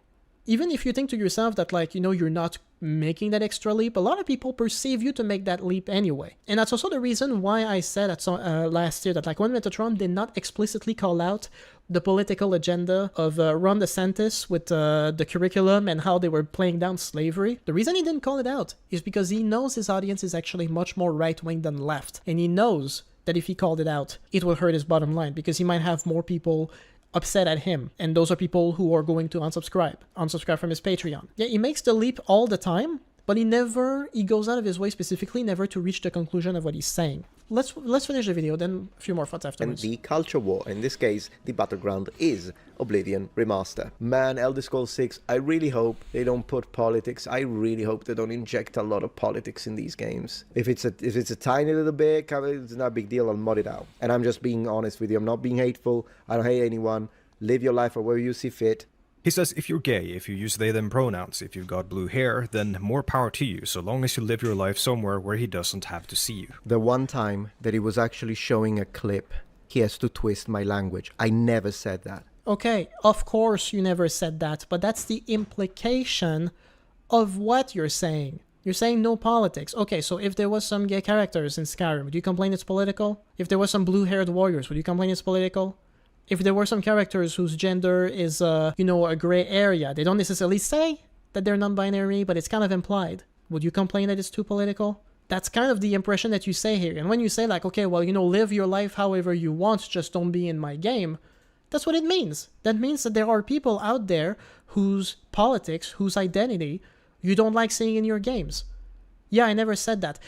What this says is something that Metatron is also very guilty of, like, all the time, and it's plausible deniability. It's the idea that he will say something, but he says it vaguely enough that if some people call it out on it, he can immediately retreat. Since we're all into calling out fallacies today. That's disgusting, Fredda. Final Fantasy Tactics is one of my favorite games ever. Oh, okay. See that as well. And more power to you, so long as you live your life somewhere where he doesn't have to see you. The one time that he was actually showing a clip, he has to twist my language. I never said that. That's disgusting, Fredda. Final Fantasy... Okay, so if that's not what you said, what did you mean? Am I supposed to just look at what you said at face value and not infirm any other message to it? What do you mean? What did you mean by what you said if that's not what it meant? Why aren't you explaining it? Because that's how it sounds. If that's not what it is, correct yourself. But if all you're saying is that's not what I said and it's disgusting that you would suggest I said that, okay, then what did you mean by that? What kind of politics would you not like to see in your game? You say it's okay if they inject a little, but not too much? Like what? Like what? It's a fair question. Fredda is comfortable taking it to the conclusion that it sounds like without asking Metatron first for a follow-up, and I think it's perfectly fine also to make that assessment because it's the kind of thing that Metatron does all the time anyway. Hold on, another phone call, Jesus. Actually, you know what? You want to hear my girlfriend? This will be fun. Hello dear, you're on stream. Okay, Okay, I'm kidding. And she kind of just froze there, but she likes her privacy, so I didn't want to put her on the spot like that. Tactics. We should make a mod that removes all Italians from Assassin's Creed 2. Oh boy. Is one of my favorite games ever. That game is so political that it's insane, but it's not divisive. But it's also the idea of using the video game as a medium to inject your positions. That's when I'm starting to have a problem, because it feels like I'm being manipulated. He's scared because the things he's seeing are different to what he's used to. He's not taking any sort of principled stance against people, quote, injecting their politics into games, because then he very much would not like Final Fantasy Tactics. Here, Fredda, once again, insults your intelligence. Even if you're a left-wing fan of mine, are you really gonna sit down and let this guy tell you that the kind of political injection, whether you agree with it or not, in the modern video game space is the same as the type of politics that you find inside Final Fantasy Tactics? Let me read what the original I will say about that, and again, like, Metatron didn't actually say anything. He's not talking about, like, why the politics in this happens to be fine. He's just saying it's not the same. Okay, well, how is it not the same? What is it about the politics being injected into this game that you like, but what is it about the politics that could be infused into a new game is something you wouldn't like? And why would that make you feel like you're being manipulated, but not this? The thing is, like, I have to admit, like, I don't know this game, but I do remember reading in the comments under Fredda's video, and a lot of people were, like, were mind blown at the fact that Metatron would so comfortably talk about these games and the lack of politics, or the fact that they're not decisive, and people were like, whoa, you don't seem to understand just how fundamentally political some of these games are, and how actually some of them are very far left in their implications. And this happens all the time. Are trying to show you someone's perspective that's manipulative. Exactly, that's that too, you know? When artists make a game, it is completely their purview to decide what message they want the story to have. It's completely up to them. If you don't like it, you don't have to play it. But if the reason you don't like it is because you don't like the politics, then you really just don't like art, because a lot of art is political. And the other thing is, this is what I'm trying to say, is another indicator that Metatron is a right-winger is that in this context, he seems like he has terrible media literacy. Because he made a video, I never actually watched it, but I think he made a video about how Warhammer Fantasy used to be better in the 80s.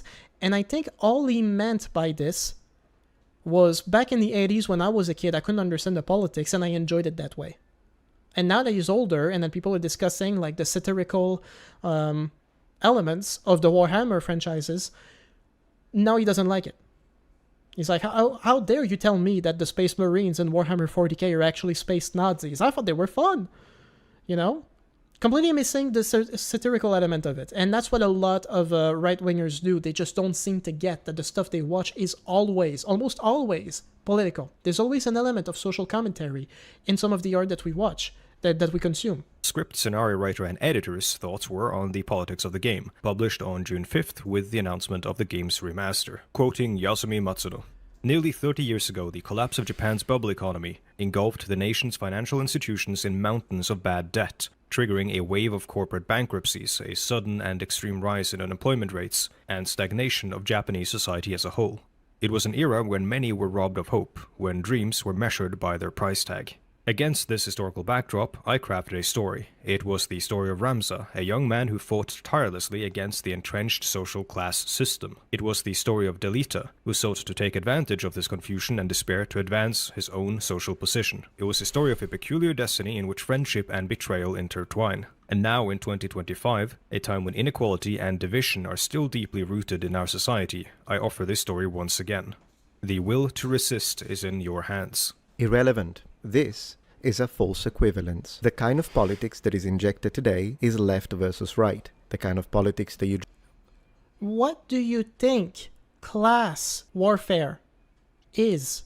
The kind of politics that is injected today is left versus right. The kind of politics that you just read here is up versus down. Up Who fights upwards, Metatron? Who fights upwards? versus down unites. Left... No, they don't. You know why?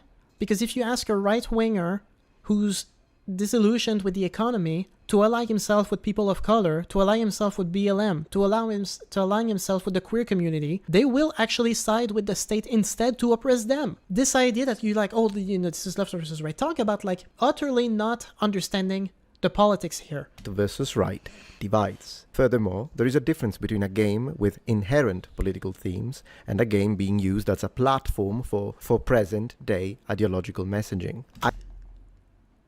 It says it right there. And now, in 2025, a time when inequality and division are still deeply rooted in our society, I offer this story once again. The guy is telling you right there that in spite of the game having political elements that serve the story, they are still meant to reflect our society today. He is telling you that the politics, the messages he had for this game, still applies in 2025 with the rise of fascism. How are you this dense? And a game being used as a platform for present-day ideological messaging.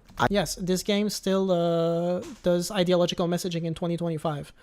But it's different, I guess, because reasons. I never said all politics in games are bad, only that overt, agenda-driven injection of current politics can feel manipulative or immersion-breaking. Okay, fine.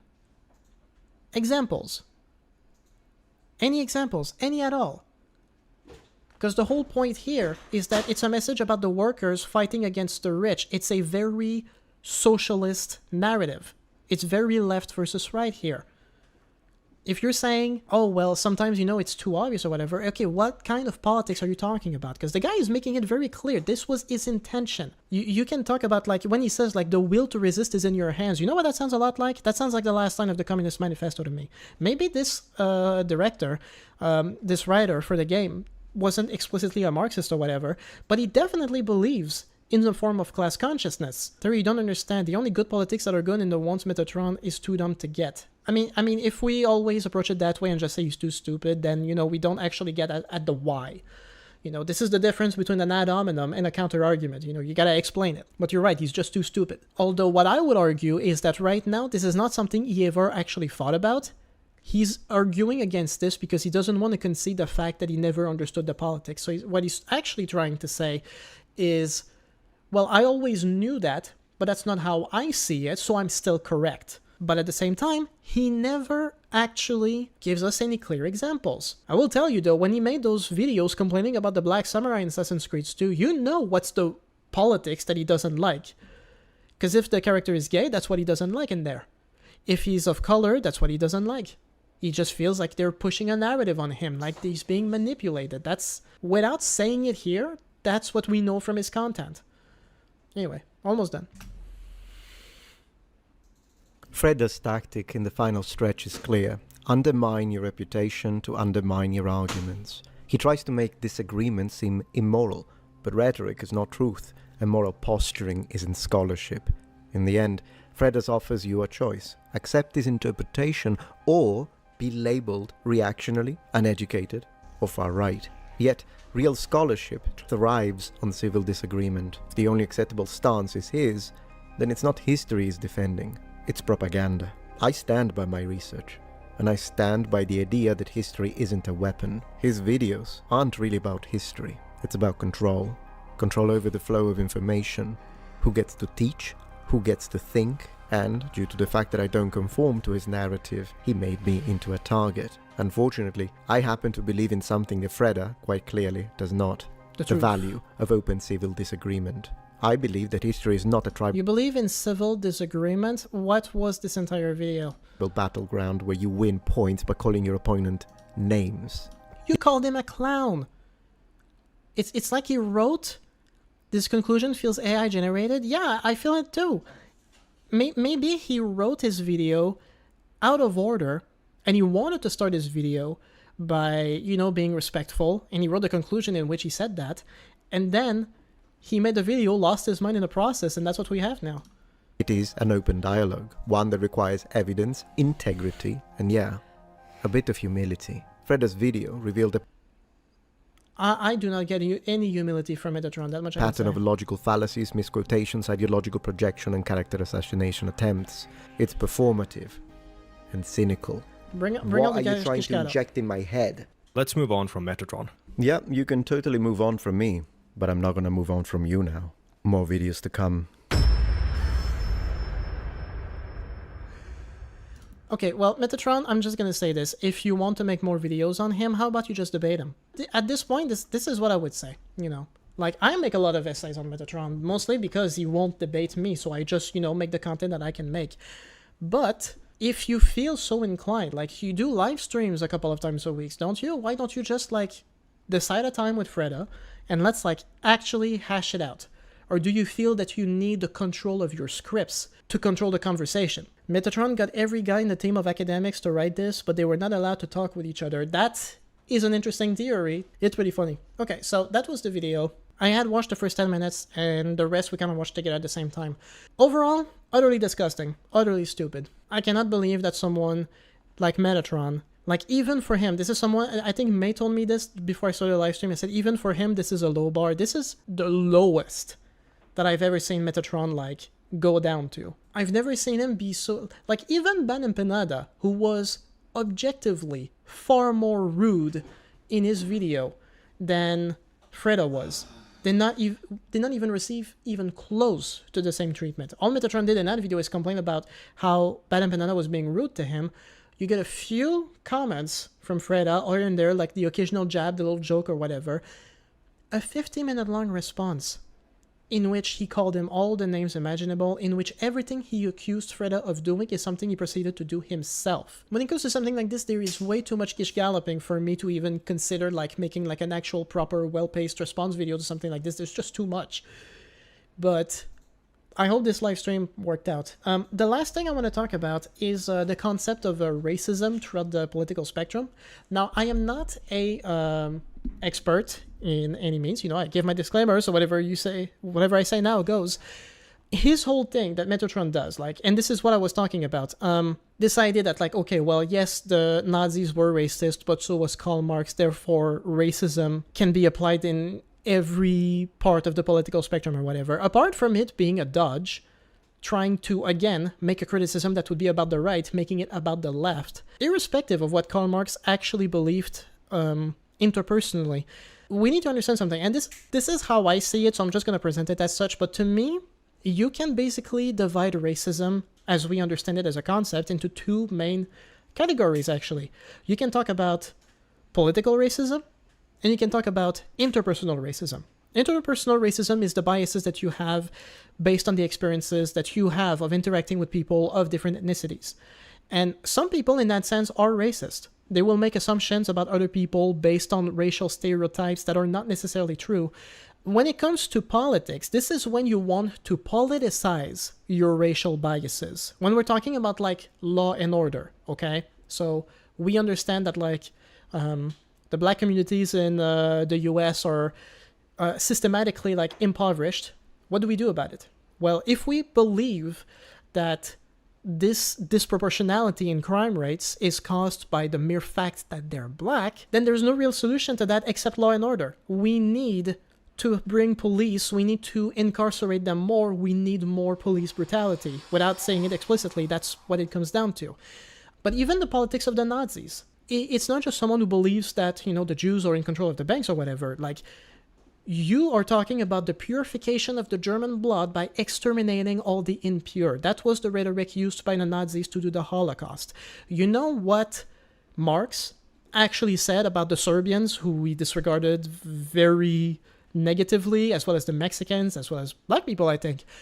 What he said was, if you make the world more equal, if everyone has equal access to resources, if resources are provided based on their needs, then a lot of the problems that people will have will dissipate. Basically, he was a racist of the 1800s that said, yes, those people are inferior, but if you give them better working conditions and a better life situation, they will in fact improve nonetheless.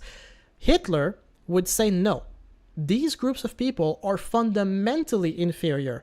Their nose make them inferior, their religion, their ethnicity, their culture, they are intrinsically, fundamentally, biologically inferior. And the only way you can resolve this is by extermination. This is like the biggest difference between left-wing racism and right-wing racism. People on the left can still have preconceived racial biases. They can still exhibit them in some ways that range from microaggressions to just falling for old racial stereotypes. It can happen. Of course it can.